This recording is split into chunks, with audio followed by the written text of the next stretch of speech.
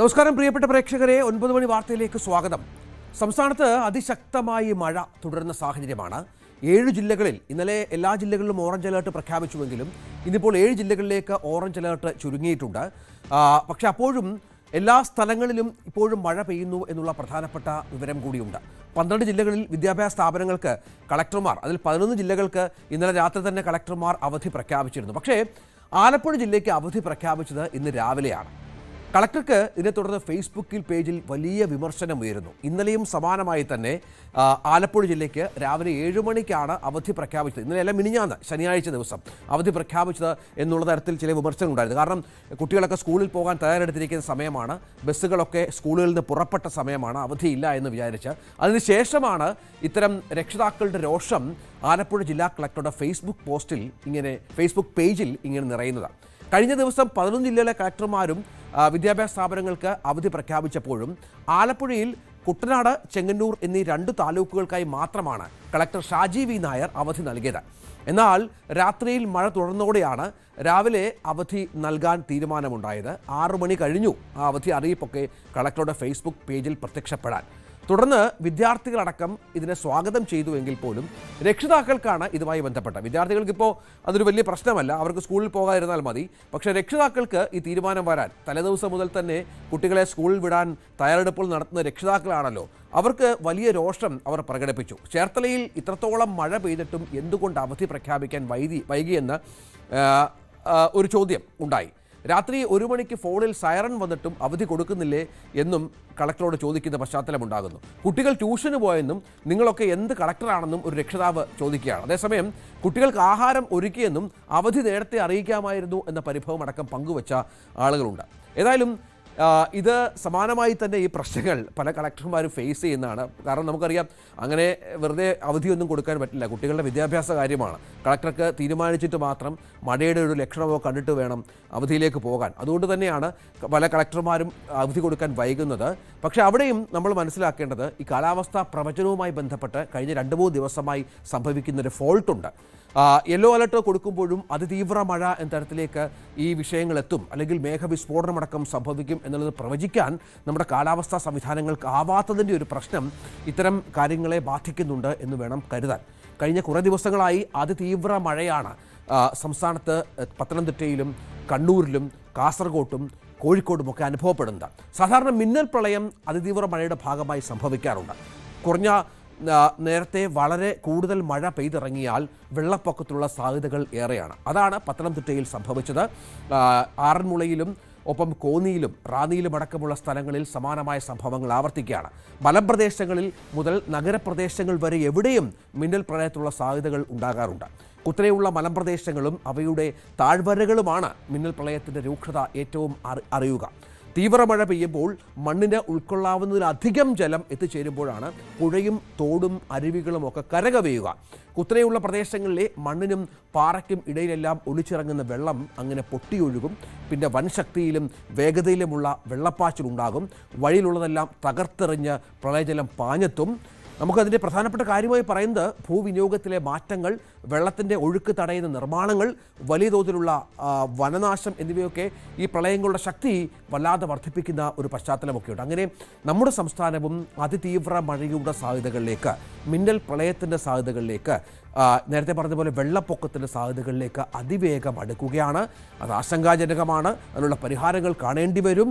ദീർഘവീക്ഷണത്തോടു കൂടിയുള്ള പദ്ധതികൾ സർക്കാരുകൾ ആവിഷ്കരിക്കേണ്ടി വരും എന്ന കാര്യത്തിൽ സംശയമില്ല. നമുക്ക് 9 മണി വാർത്ത ആരംഭിക്കാം തലക്കെട്ടുകളിലൂടെ. ആക്രമണം അവസാനിപ്പിച്ചത് ടെഹ്റാൻ അഭ്യർത്ഥിച്ചിട്ട് ട്രംപിന്റെ അവകാശവാദം പൊളിയുന്നു. സൗദിയും ഗൾഫ് രാജ്യങ്ങളും സമ്മർദ്ദം ചെലുത്തിയത് തീരുമാനത്തിലേക്ക് എത്തിച്ചുവെന്ന് സൂചന. എണ്ണ കമ്പനികൾ ലക്ഷ്യമിട്ടുള്ള ആക്രമണം മേഖലയിലാകെ വലിയ പ്രത്യാഘാതങ്ങൾ ഉണ്ടാക്കുമെന്ന് മുന്നറിയിപ്പ് നൽകി. ഗൾഫ് രാജ്യങ്ങളിലെ ഊർജ്ജ വിതരണ സംവിധാനങ്ങളെ തകർക്കുമെന്നും സൗദി.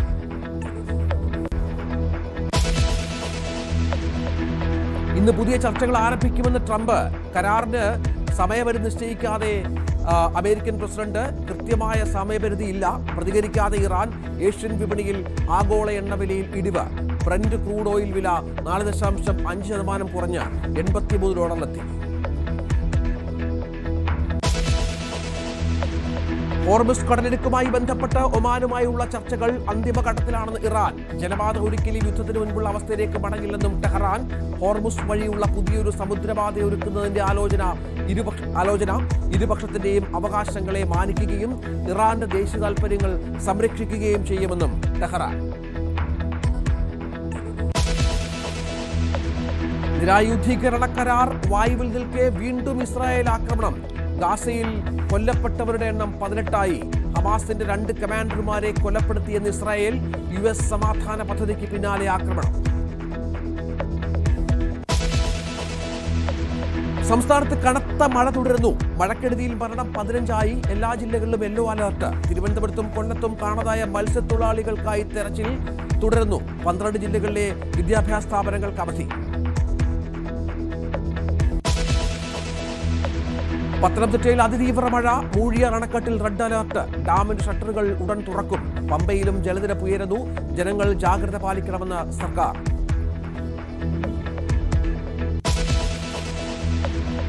ഇടുക്കിയിലും കോട്ടയത്തും മലയോര മേഖലയിൽ അതിശക്തമായ മഴ. ഇടുക്കിയിൽ പലയിടങ്ങളിലും മണ്ണിടിച്ചിൽ ഭീഷണി. നേര്യമംഗലം മുതൽ അടിമാലി വരെ രാത്രി യാത്രാ നിരോധനം. വിനോദസഞ്ചാര കേന്ദ്രങ്ങളടക്കം വിലക്ക്. ഇഡി ഉദ്യോഗസ്ഥരെ ആക്രമിച്ച കേസിൽ പ്രതികളായ CPM പ്രവർത്തകരുടെ ജാമ്യാപേക്ഷയിൽ ഇന്ന് വാദം. ഗൂഢാലോചന നടത്തിയ നേതാക്കളെ കണ്ടെത്തിയിട്ടില്ലെന്നും ഗുരുതര സ്വഭാവമുള്ള കുറ്റമെന്നും ജാമ്യം നൽകരുതെന്നും ഇഡി.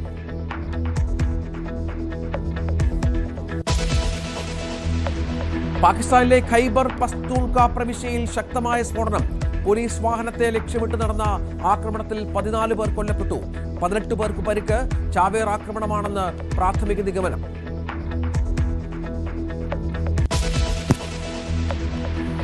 പോത്തിറച്ചി വിൽപ്പനയിൽ റെക്കോർഡ് നേട്ടം സ്വന്തമാക്കി ഇന്ത്യ. ഇറച്ചി കയറ്റുമതി ചെയ്യുന്ന രാജ്യങ്ങളുടെ ആദ്യ 10 സ്ഥാനങ്ങളിൽ. ഇറച്ചി കയറ്റുമതിയിൽ രാജ്യത്ത് ഒന്നാമത് ഉത്തർപ്രദേശ്.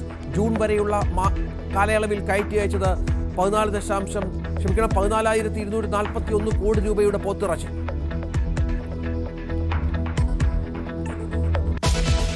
കഴിഞ്ഞ ദിവസമാണ് ഇറാനെതിരെയുള്ള വാരാന്ത്യ ആക്രമണം താൻ അവസാനിപ്പിക്കാൻ പോകുന്നു എന്ന് ട്രംപ് പ്രഖ്യാപിച്ചത്. അതിന് പിന്നിൽ ടെഹ്റാന്റെ അഭ്യർത്ഥനയാണ് എന്നായിരുന്നു ട്രംപിന്റെ അവകാശവാദം. കാരണം ടെഹ്റാൻ നിരന്തരം വിളിച്ച് സംസാരിക്കുന്നുണ്ട്. അവർ യുദ്ധം നിർത്തണമെന്ന് ആവശ്യപ്പെടുന്നു, ആക്രമണം നിർത്തണമെന്ന് ആവശ്യപ്പെടുന്നു. ഇറാന്റെ പല മേഖലകളും നശിപ്പിച്ചു കഴിഞ്ഞു. ഇനിയിപ്പോൾ ഒരു ആക്രമണം താങ്ങാനുള്ള ശേഷി അവർക്കില്ല എന്നൊക്കെ ട്രംപ് മാധ്യമങ്ങളോട് വിളിച്ചു പറയുകയാണ്. പക്ഷേ ഇപ്പോൾ പുറത്തു വരുന്ന ഏറ്റവും പുതിയ വിവരമനുസരിച്ച്, അന്തർദേശീയ മാധ്യമങ്ങളുടെ റിപ്പോർട്ടുകൾ അനുസരിച്ച്, മുഹമ്മദ് ബിൻ സൽമാൻ, സൗദിയിലെ നിയുക്ത രാജകുമാരൻ, അഭ്യർത്ഥിച്ചതനുസരിച്ചാണ് ട്രംപ് ആക്രമണത്തിൽ നിന്ന് പിന്മാറിയത് എന്നുള്ളതാണ്. പശ്ചിമേഷ്യയിലെ സംഘർഷം കൂടുതൽ രൂക്ഷമാകുന്നത് ഒഴിവാക്കേണ്ടതിൻ്റെ ആവശ്യകതയെപ്പറ്റി സൗദി രാജകുമാരൻ ട്രംപുമായി സംസാരിച്ചു എന്ന് സൗദി പ്രസ് ഏജൻസിയാണ് കഴിഞ്ഞ ദിവസം റിപ്പോർട്ട് ചെയ്തത്. ഇത് മേഖലയിലെ സുരക്ഷയുമായി ബന്ധപ്പെട്ട വിഷയമാണ്. സമാധാനം നിലനിർത്തേണ്ടതിൻ്റെ ആവശ്യകതയുണ്ട്. അതിന് നയതന്ത്ര പരിഹാരങ്ങൾ ആവശ്യമാണ് എന്ന് മാത്രമല്ല, ഈ ഇറാന്റെ തുടർച്ചയായ ആക്രമണം സൗദിയുടെ ഗൾഫ് രാജ്യങ്ങളുടെ ഓയിൽ സുരക്ഷത്തെ ബാധിക്കുന്നു, ഊർജ സ്വാതന്ത്ര്യത്തെ ബാധിക്കുന്നു എന്ന തരത്തിൽ മുഹമ്മദ് ബിൻ സൽമാൻ പറഞ്ഞു എന്നാണ് റിപ്പോർട്ടുകൾ. അത് മാത്രമല്ല, മുഹമ്മദ് ബിൻ സൽമാൻ അല്ലെങ്കിൽ സൗദി മാത്രമല്ല, പ്രധാനപ്പെട്ട ഗൾഫ് രാജ്യങ്ങൾ എല്ലാം, അവർ മാത്രമല്ല പാകിസ്ഥാൻ അടക്കമുള്ള രാജ്യങ്ങൾ, സൗദി, ഖത്തർ, ഒമാൻ അടക്കമുള്ള രാജ്യങ്ങൾ ട്രംപുമായി സംസാരിക്കുകയും മറ്റും ചെയ്തു. ആക്രമണം അവസാനിപ്പിച്ചാൽ മാത്രമേ പഴയ പടിയിലേക്ക് കാര്യങ്ങൾ എത്തൂ എന്ന് അഭ്യർത്ഥിച്ചു എന്നാണ് ഇപ്പോൾ മനസ്സിലാക്കേണ്ടത്. തുടർന്നാണ് ആ സമ്മർദ്ദത്തിൽ ട്രംപ് ആക്രമണം അവസാനിപ്പിച്ചത്. വി വിനോദ് ഏറ്റവും പുതിയ വിവരങ്ങളുമായി ചേരുകയാണ്. വിനോദ്, ഈ ട്രംപിൻ്റെ അവകാശവാദങ്ങൾ വിചിത്രമാണ് പലപ്പോഴും. എന്നും ഇറാൻ അഭ്യർത്ഥിച്ചു, ഇറാൻ തങ്ങളുടെ കാല് പിടിച്ച് കരയുന്നു, ഇറാൻ കേഴുകയാണ് എന്നൊക്കെ പറയുമ്പോഴും ഒരു മറുപടിയും ഇറാൻ്റെ ഭാഗത്തുണ്ടായില്ല. അക്ഷരാർത്ഥത്തിൽ അമേരിക്ക ചെന്നുപെട്ട ഒരു ട്രാപ്പുണ്ട് ഈ യുദ്ധവുമായി ബന്ധപ്പെട്ട്. കാരണം ഇറാൻ്റെ പല ഭാഗങ്ങളും തകർക്കാൻ സാധിക്കുന്നുണ്ട് എങ്കിലും ഇറാൻ്റെ തിരിച്ചടി വളരെ സങ്കീർണമാണ്, പല മേഖലകളെ ബാധിക്കുന്നുണ്ട്, പ്രത്യേകിച്ച് ഗൾഫ് രാജ്യങ്ങളെ അടക്കം. അത് വല്ലാതെ സമ്മർദ്ദത്തിലാക്കുന്നു. ആ രാജ്യങ്ങൾ അമേരിക്കയുടെ സഖ്യകക്ഷികളാണ്. അവർ പറയുന്നത് കേൾക്കാതിരിക്കാൻ ഒരു പരിധിവരെ ട്രംപിന് സാധിക്കുകയുമില്ല.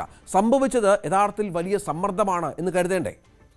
രഞ്ജിത്ത്, അങ്ങനെ തന്നെയാണ്. പലപ്പോഴും ഇസ്രായേലിൻ്റെ സമ്മർദ്ദത്തിന് വഴങ്ങുക, ഇപ്പോൾ സൗദിയുടെ ആവശ്യത്തിന് വഴങ്ങുക, അങ്ങനെ പലപ്പോഴും ഈ സഖ്യരാജ്യങ്ങളുടെ താല്പര്യം സംരക്ഷിക്കുന്ന നിലയിലേക്ക് ട്രംപിൻ്റെ നിലപാടുകൾ മാറുന്നു, അമേരിക്കയുടെ നയങ്ങൾ മാറുന്നു എന്നത് തന്നെയാണ് ഏറ്റവും പ്രധാനപ്പെട്ട കാര്യം. ഇതിൽ സൗദി ഇപ്പോൾ ഇങ്ങനെ ഒരു സമ്മർദ്ദം ചെലുത്തുന്നതിന് ഇടയാക്കിയ കാര്യം സൗദിയെ സംബന്ധിച്ച് വലിയ പ്രതിസന്ധി ഉണ്ടാകുന്നു. ഹോർമൂസ് വഴി അവർക്ക് ചരക്ക് നീക്കം സാധ്യമല്ല.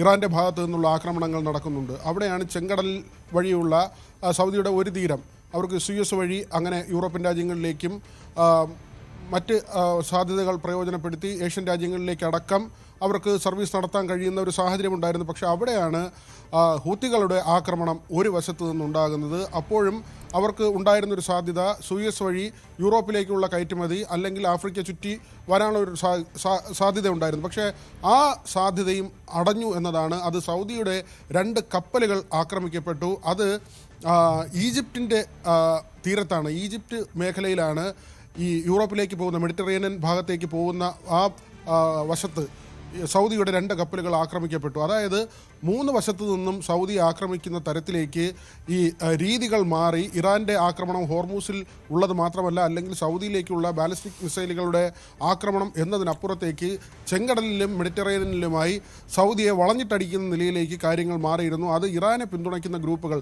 സായുധ ഗ്രൂപ്പുകളാണ് ഈ ആക്രമണത്തിന് പിന്നിൽ. ഈജിപ്തിൻ്റെ സമീപത്ത് ആരാണ് ഈ സൗദി കപ്പലുകളെ ആക്രമിച്ചത് എന്നതിൽ ഇതുവരെ ഒരു സ്ഥിരീകരണം ഉണ്ടായിട്ടില്ല. അത് ഇസ്രായേലാണെന്ന് ഇറാൻ ആരോപിക്കുന്നുണ്ട്. അതേസമയം ഹിസ്ബുള്ള കേന്ദ്രങ്ങളിൽ നിന്നുണ്ടായ ആക്രമണമാണെന്ന് ഇസ്രായേലിൻ്റെ ഭാഗത്തു നിന്നുള്ള ആരോപണം വരുന്നു. ഈ ഒരു സാഹചര്യത്തിലാണ് ഇപ്പോൾ സൗദി രാജകുമാരൻ്റെ ഒരു ആവശ്യകത, അല്ലെങ്കിൽ സൽമാൻ അങ്ങനെ ഒരു ആവശ്യം ട്രംപിനോട് മുന്നോട്ട് വയ്ക്കുന്നത്, തൽക്കാലത്തേക്ക് വെടിനിർത്തൽ എന്ന കാര്യം. അവിടെ ട്രംപിൻ്റെ തൊട്ട് മുൻപത്തെ പ്രസ്താവന കൂടി നമ്മൾ ഇതിനോടൊപ്പം ചേർത്ത് വായിക്കണം.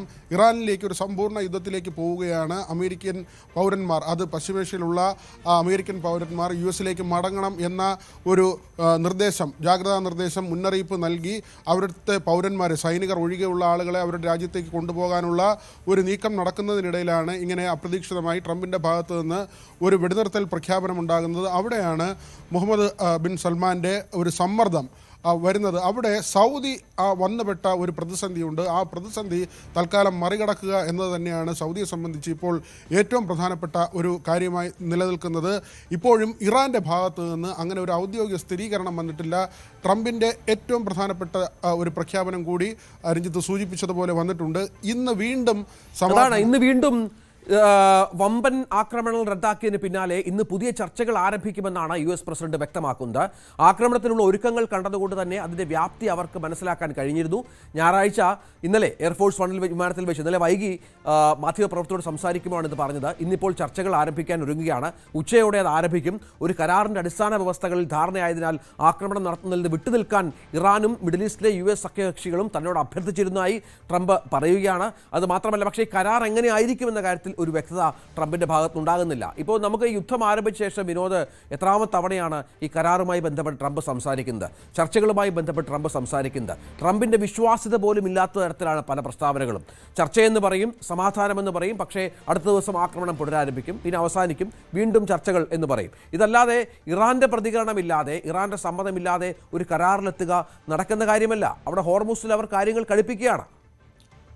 രഞ്ജിത്ത്, അവിടെ തന്നെയാണ് ഇറാൻ്റെ നിലപാട് തന്നെയാണ് ഇവിടുത്തെ ഏറ്റവും നിർണായകമായ കാര്യം. അവർ ഇതുവരെ മനസ്സ് തുറന്നിട്ടില്ല എന്നത് തന്നെയാണ്. പ്രത്യേകിച്ച് ഹോർമൂസിൻ്റെ കാര്യത്തിൽ അവർക്കുള്ള പരമാധികാരം വിട്ടുകളിക്കാൻ ഇറാൻ തയ്യാറാകുന്നില്ല എന്നത് തന്നെയാണ്. ട്രംപ് ഏറ്റവും ഒടുവിൽ ഇന്നലെ ഒരു പ്രസ്താവന നടത്തിയതാണ്, ഇന്ന് ചർച്ച നടക്കും എന്നത്. പക്ഷേ ചർച്ചയുടെ സ്ഥലമോ അല്ലെങ്കിൽ അത് എങ്ങനെയായിരിക്കും, നേരത്തെയൊക്കെ നടന്നതുപോലെ ഓൺലൈൻ വഴിയുള്ള ചർച്ചയായിരിക്കുമോ എന്ന കാര്യത്തിലൊന്നും തന്നെ ഒരു വ്യക്തത വരുത്തിയിട്ടില്ല. പക്ഷേ നമ്മൾ മനസ്സിലാക്കുന്നത് അങ്ങനെ തന്നെയാണ്. മാർക്ക് റൂബിയോ ഉൾപ്പെടെ, US സ്റ്റേറ്റ് സെക്രട്ടറി ഉൾപ്പെടെ ഉള്ളവരുണ്ട്. അവർ ഒക്കെ തന്നെ ഈ ആശയവിനിമയങ്ങളാണ്, പലപ്പോഴും ടെലിഫോൺ സംഭാഷണങ്ങളോ അല്ലെങ്കിൽ ഓൺലൈൻ വഴിയുള്ള ആശയവിനിമയമോ ഒക്കെയാണ് പലപ്പോഴും നടക്കുന്നത്. അങ്ങനെ ഇപ്പോൾ കുഷ്ണറൊക്കെ ഉണ്ട്, ഈ അമേരിക്കയുടെ പ്രതിനിധി സംഘത്തിൻ്റെ ഭാഗമായിട്ടുള്ള പ്രതിനിധികൾ. അവർ പലപ്പോഴും ചർച്ചകൾ ഓൺലൈനായി നടത്തുന്നു. ഒരു പക്ഷേ ഇന്ന് ട്രംപ് പറയുന്ന കാര്യം അല്ലെങ്കിൽ പ്രത്യാശ വെച്ച് പുലർത്തുന്നത് ഇന്നത്തെ ചർച്ച ഈ തരത്തിൽ ഇറാൻ്റെ പ്രതിനിധികളുമായി നടക്കും, അല്ലെങ്കിൽ തുർക്കിയുടെയോ പാകിസ്ഥാൻ്റെയോ ഒക്കെ തന്നെ പ്രതിനിധികളുമായി വീണ്ടും ഒരു ചർച്ചയ്ക്കുള്ള സാധ്യത, ഇതൊക്കെയാണ് ട്രംപ് പറയുന്നത്. പക്ഷേ ഇറാൻ ഇതുവരെ ഇക്കാര്യത്തിൽ ഔദ്യോഗികമായൊരു സ്ഥിരീകരണം നടത്തിയിട്ടില്ല. മാത്രമല്ല, വിദേശകാര്യമന്ത്രി അബ്ബാസ് അരഗ്ജിയുടെ ഭാഗത്ത് നിന്ന് തുടരെ അമേരിക്കയും ട്രംപിനെ പരിഹസിക്കുന്ന തരത്തിലുള്ള പരാമർശങ്ങളാണ് ഇപ്പോൾ അടുത്ത ദിവസങ്ങളിലൊക്കെ തന്നെ ഉണ്ടായിക്കൊണ്ടിരിക്കുന്നത്. അരകാച്ചി പറയുന്നത് ട്രംപ് പ്രത്യക്ഷമായി യുദ്ധപ്രഖ്യാപനം നടത്തുകയും രഹസ്യമായി ഈ ചർച്ചയ്ക്ക് വേണ്ടി യാചിക്കുകയും ചെയ്യുകയാണ്. പല രാജ്യങ്ങൾ വഴി ഇങ്ങനെ തങ്ങളെ സമീപിക്കുന്നുണ്ട്, ചർച്ച നടത്തണം എന്ന ആവശ്യവുമായി. ഇങ്ങനെ ഇരട്ടത്താപ്പുമായി അമേരിക്ക മുന്നോട്ട് പോകുന്നുവെന്ന ഒരു പരിഹാസമാണ് അരകാച്ചിയുടെ ഭാഗത്തു നിന്നുണ്ടാകുന്നത്. ട്രംപിൻ്റെ രണ്ടാമത്തെ സ്റ്റേറ്റ്മെൻറ്റ് കൂടി അല്ലെങ്കിൽ ഇന്നലെ നടത്തിയ പ്രസ്താവനയുടെ തുടർന്നുള്ള ഒരു ഭാഗം കൂടി നമ്മൾ പരിശോധിക്കേണ്ടതുണ്ട്. കാരണം ഈ ചർച്ചയ്ക്ക് തയ്യാറായില്ലെങ്കിൽ സമാധാനപരമായ ഒരു കരാറിനുള്ള സാധ്യത ഇതാ മുന്നോട്ട് വയ്ക്കുന്നു, ചർച്ചയിലേക്ക് പോകാനുള്ള ഒരു അവസരം മുന്നോട്ട് വയ്ക്കുന്നു. ഇതിന് തയ്യാറായിട്ടില്ലെങ്കിൽ വീണ്ടും കനത്ത ആക്രമണം ഇറാൻ നേരിടേണ്ടി വരും എന്നൊരു ഭീഷണിയാണ് ട്രംപിൻ്റെ ഭാഗത്ത് നിന്ന് ഉണ്ടായിരിക്കുന്നത്. ഇത് രഞ്ജിത്ത് പറഞ്ഞതുപോലെ തന്നെയാണ്. പലപ്പോഴും ട്രംപ് ഭീഷണിപ്പെടുത്തുകയും പിന്നീട് അയയുകയും വീണ്ടും ഭീഷണിപ്പെടുത്തുകയും വീണ്ടും അയയുകയും ചെയ്യുന്ന ഒരു രീതിയാണ്. അവിടെയാണ് ട്രംപിൻ്റെ കഴിഞ്ഞ ദിവസത്തെ പ്രസ്താവന കൂടി നമ്മൾ ചേർത്ത് വായിക്കേണ്ടത്. ഒരുപക്ഷെ കരയുദ്ധത്തിലേക്കൊക്കെ പോയാൽ അമേരിക്കയ്ക്ക് വലിയ സാമ്പത്തിക ബാധ്യത ഉണ്ടാകും. അത് അവർ വിലയിരുത്തുന്ന ഒരു കാര്യമാണ്. അവിടെയാണ് ഇറാനെ കൂടുതൽ സാമ്പത്തിക ഉപരോധത്തിൽ ആക്കിക്കൊണ്ട് അവരുടെ ദൈനംദിന ജീവിതം കൂടുതൽ ബുദ്ധിമുട്ടിലാക്കുക. കാരണം നമ്മൾ നേരത്തെ റിപ്പോർട്ട് ചെയ്തതാണ്, അവിടുത്തെ പണപ്പെരുപ്പത്തിൻ്റെ തോത് ഒരു ഇന്ത്യൻ രൂപയുമായി തട്ടിച്ചു നോക്കുമ്പോൾ 8.5 ലക്ഷം രൂപ വേണം. അവിടെ ഇപ്പോൾ ഒരു ചായ കുടിക്കാൻ ഇന്ത്യൻ മണി 8.5 ലക്ഷം രൂപ. അങ്ങനെയാണ് അതിൻ്റെ മൂല്യം മാറിയിരിക്കുന്നത്. അവരുടെ റിയാൽ വല്ലാതെ ഇടിഞ്ഞിരിക്കുന്നു. പണപ്പെരുപ്പത്തിൻ്റെ തോത് 87%. നമ്മൾ മനസ്സിലാക്കേണ്ടത് 2016 ഇറാൻ പണപ്പെരുപ്പത്തിൻ്റെ തോത് വെറും 7% അതിൽ നിന്നാണ് ഇപ്പോൾ 80% കൂടി വർദ്ധിച്ച് 87% എന്ന നിലയിലേക്ക് പോയത്. അവിടെ സാധാരണ ജനങ്ങൾക്ക് ഭക്ഷണം കിട്ടാനില്ല, അവർ പരക്കം പായുകയാണ്. ആ തരത്തിൽ വലിയ ബുദ്ധിമുട്ട് ഇറാൻ നേരിടുന്നു. അവരുടെ ആസ്തികളെല്ലാം മരവിപ്പിക്കുന്ന നിലയിലേക്ക് അമേരിക്ക മാറിയിട്ടുണ്ട്. യൂറോപ്പിലും മറ്റ് രാജ്യങ്ങളിലും അടക്കം ഇറാനുള്ള ആസ്തികളെല്ലാം തന്നെ ഉപരോധത്തിലൂടെ ഇല്ലാതാക്കിയിരിക്കുന്നു അല്ലെങ്കിൽ തടഞ്ഞു വെച്ചിരിക്കുന്നു. അവർക്ക് ഏറ്റവും വലിയ വരുമാനം ലഭിച്ചുകൊണ്ടിരുന്നത് എണ്ണ കയറ്റുമതിയാണ്. ഹോർമൂസിലെ ഉപരോധം വഴി ആ വിൽപ്പന ഇല്ലാതായിരിക്കുന്നു. പിന്നീട് ഇരുമ്പയിരുകളുടെ വ്യാപാരമായിരുന്നു, അതും അമേരിക്ക തടഞ്ഞിരിക്കുകയാണ്. അത് വാങ്ങുന്ന രാജ്യങ്ങൾക്ക് തീരുവ ഭീഷണിയാണ് നിലനിൽക്കുന്നത്. അങ്ങനെ ഇറാനെ സമ്പൂർണ്ണമായി സാമ്പത്തിക മേഖലയിൽ തകർക്കുക, അതുവഴി ഇറാൻ ഇതിന് വഴങ്ങുക. അമേരിക്കയ്ക്ക് രണ്ടുണ്ട് കാര്യം. ഇറാൻ അങ്ങനെ കീഴ്പ്പെടുന്നു എന്നത് ഏറ്റവും പ്രധാനപ്പെട്ട കാര്യം. രണ്ട്, ഈ സൈനിക ആവശ്യങ്ങൾക്ക് വേണ്ടി വലിയ തുക ചെലവഴിക്കാതെ തന്നെ ഇങ്ങനെ തന്ത്രപരമായി ഇറാനെ തോൽപ്പിക്കുക എന്നൊരു വശം. മറ്റൊന്ന്, ഒരു സാമൂഹ്യ പ്രശ്നം കൂടി നിലനിൽക്കുന്നുണ്ട് രഞ്ജിത്ത്. നമുക്കറിയാം, അവിടുത്തെ ഒരു കാലാവസ്ഥയുമായി ബന്ധപ്പെട്ടിപ്പോൾ ബ്ലാക്ക് റൈൻ അല്ലെങ്കിൽ ഈ കറുത്ത മഴ എന്നൊരു പ്രതിഭാസം ഇറാനിൽ അനുഭവപ്പെടുന്നുണ്ട്. ഈ യുദ്ധം കഴിഞ്ഞതോടുകൂടി തന്നെ, അല്ലെങ്കിൽ ഇതിങ്ങനെ നടക്കുമ്പോൾ, സംഘർഷം നടക്കുമ്പോൾ എണ്ണ ഉൽപ്പാദന കേന്ദ്രങ്ങളിലും ഊർജ്ജ കേന്ദ്രങ്ങളിലും ഒക്കെ തന്നെ നിരന്തരം ബോംബിംഗ് ഉണ്ടായതുകൊണ്ട് ഈ കറുത്ത പുക അന്തരീക്ഷത്തിലേക്ക് ഉയരുകയും അതിപ്പോൾ അവിടെ പെയ്തിറങ്ങുകയും ചെയ്യുന്ന ഒരു സാഹചര്യമാണ്. കറുത്ത നിറത്തിലാണ് ഈ മഴ അവിടെ അനുഭവപ്പെടുന്നത്. അതുകൊണ്ട് തന്നെ അത് ഉണ്ടാക്കുന്ന പാരിസ്ഥിതിക പ്രശ്നങ്ങളുണ്ട്. ഒരുപക്ഷെ ഇനി അവിടെ എത്ര കാലം കഴിഞ്ഞാകും ഭൂമി ഇങ്ങനെയുള്ള സ്ഥലങ്ങളിൽ കൃഷിയോഗ്യമാകുക, ആളുകൾക്കുണ്ടാകുന്ന രോഗങ്ങൾ, പകർച്ചവ്യാധികൾ ഉൾപ്പെടെയുള്ള രോഗങ്ങൾ, അല്ലെങ്കിൽ ത്വക്ക് രോഗങ്ങൾ, ശ്വാസകോശ സംബന്ധമായ രോഗങ്ങൾ, ഇങ്ങനെ ഇറാൻ ജനത മറ്റൊരു പ്രശ്നത്തെ അവിടെയാണ് ഈ ഇറാൻ ഈ വിഷയവുമായി ബന്ധപ്പെട്ട് ഈ പ്രശ്നങ്ങളിലൊക്കെ ഇറാൻ്റെ ഒരു പ്രധാന ആയുധമെന്ന് പറയുന്നത് ഹോർമുസാണ്. ഹോർമുസ് കടലിടുക്കിൽ 20% എണ്ണയുടെ കയറ്റുമതിയും മറ്റും നടക്കുന്ന, വിനിമയം നടക്കുന്ന ഒരു സ്ഥലമാണ്. അവിടെ ഒമാനും ഇറാനുമാണ് ഹോർമുസിൻ്റെ അതിർത്തികൾ പങ്കിടുന്നത്. ഇപ്പോൾ ഒമാനുമായി ചേർന്ന് പുതിയ ഒരു സമുദ്രപാത അത് തയ്യാറായി വരികയാണ് എന്നുള്ള ഇറാൻ്റെ പ്രഖ്യാപനം വളരെ പ്രധാനപ്പെട്ട ഒന്നാണ്. അത് ചർച്ചകൾ അന്തിമഘട്ടത്തിലാണെന്ന് ഇറാൻ വിദേശകാര്യമന്ത്രി അബ്ബാസ് അരഗ്ചി അറിയിക്കുകയാണ്.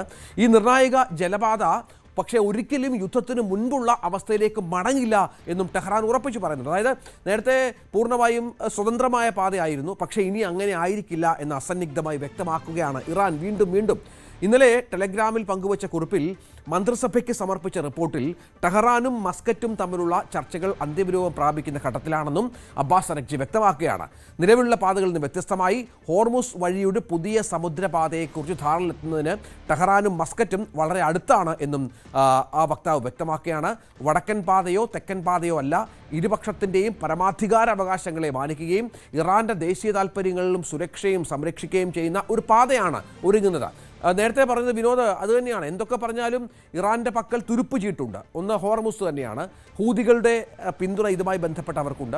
മറ്റൊന്ന് ഗൾഫ് രാജ്യങ്ങൾ അതിർത്തി പങ്കിടുമ്പോൾ അവിടേക്ക് ആക്രമിക്കാനുള്ള അവരുടെ കരുത്തുണ്ട്. ഇതൊക്കെയാണ് ഈ അമേരിക്കയെ വല്ലാതെ അസ്വസ്ഥമാക്കുന്നത്. ഇവിടെ ഹോർമുസിൽ ഒരു വിട്ടുവീഴ്ചയുമില്ല എന്ന് പറയുകയാണ് ഇറാൻ.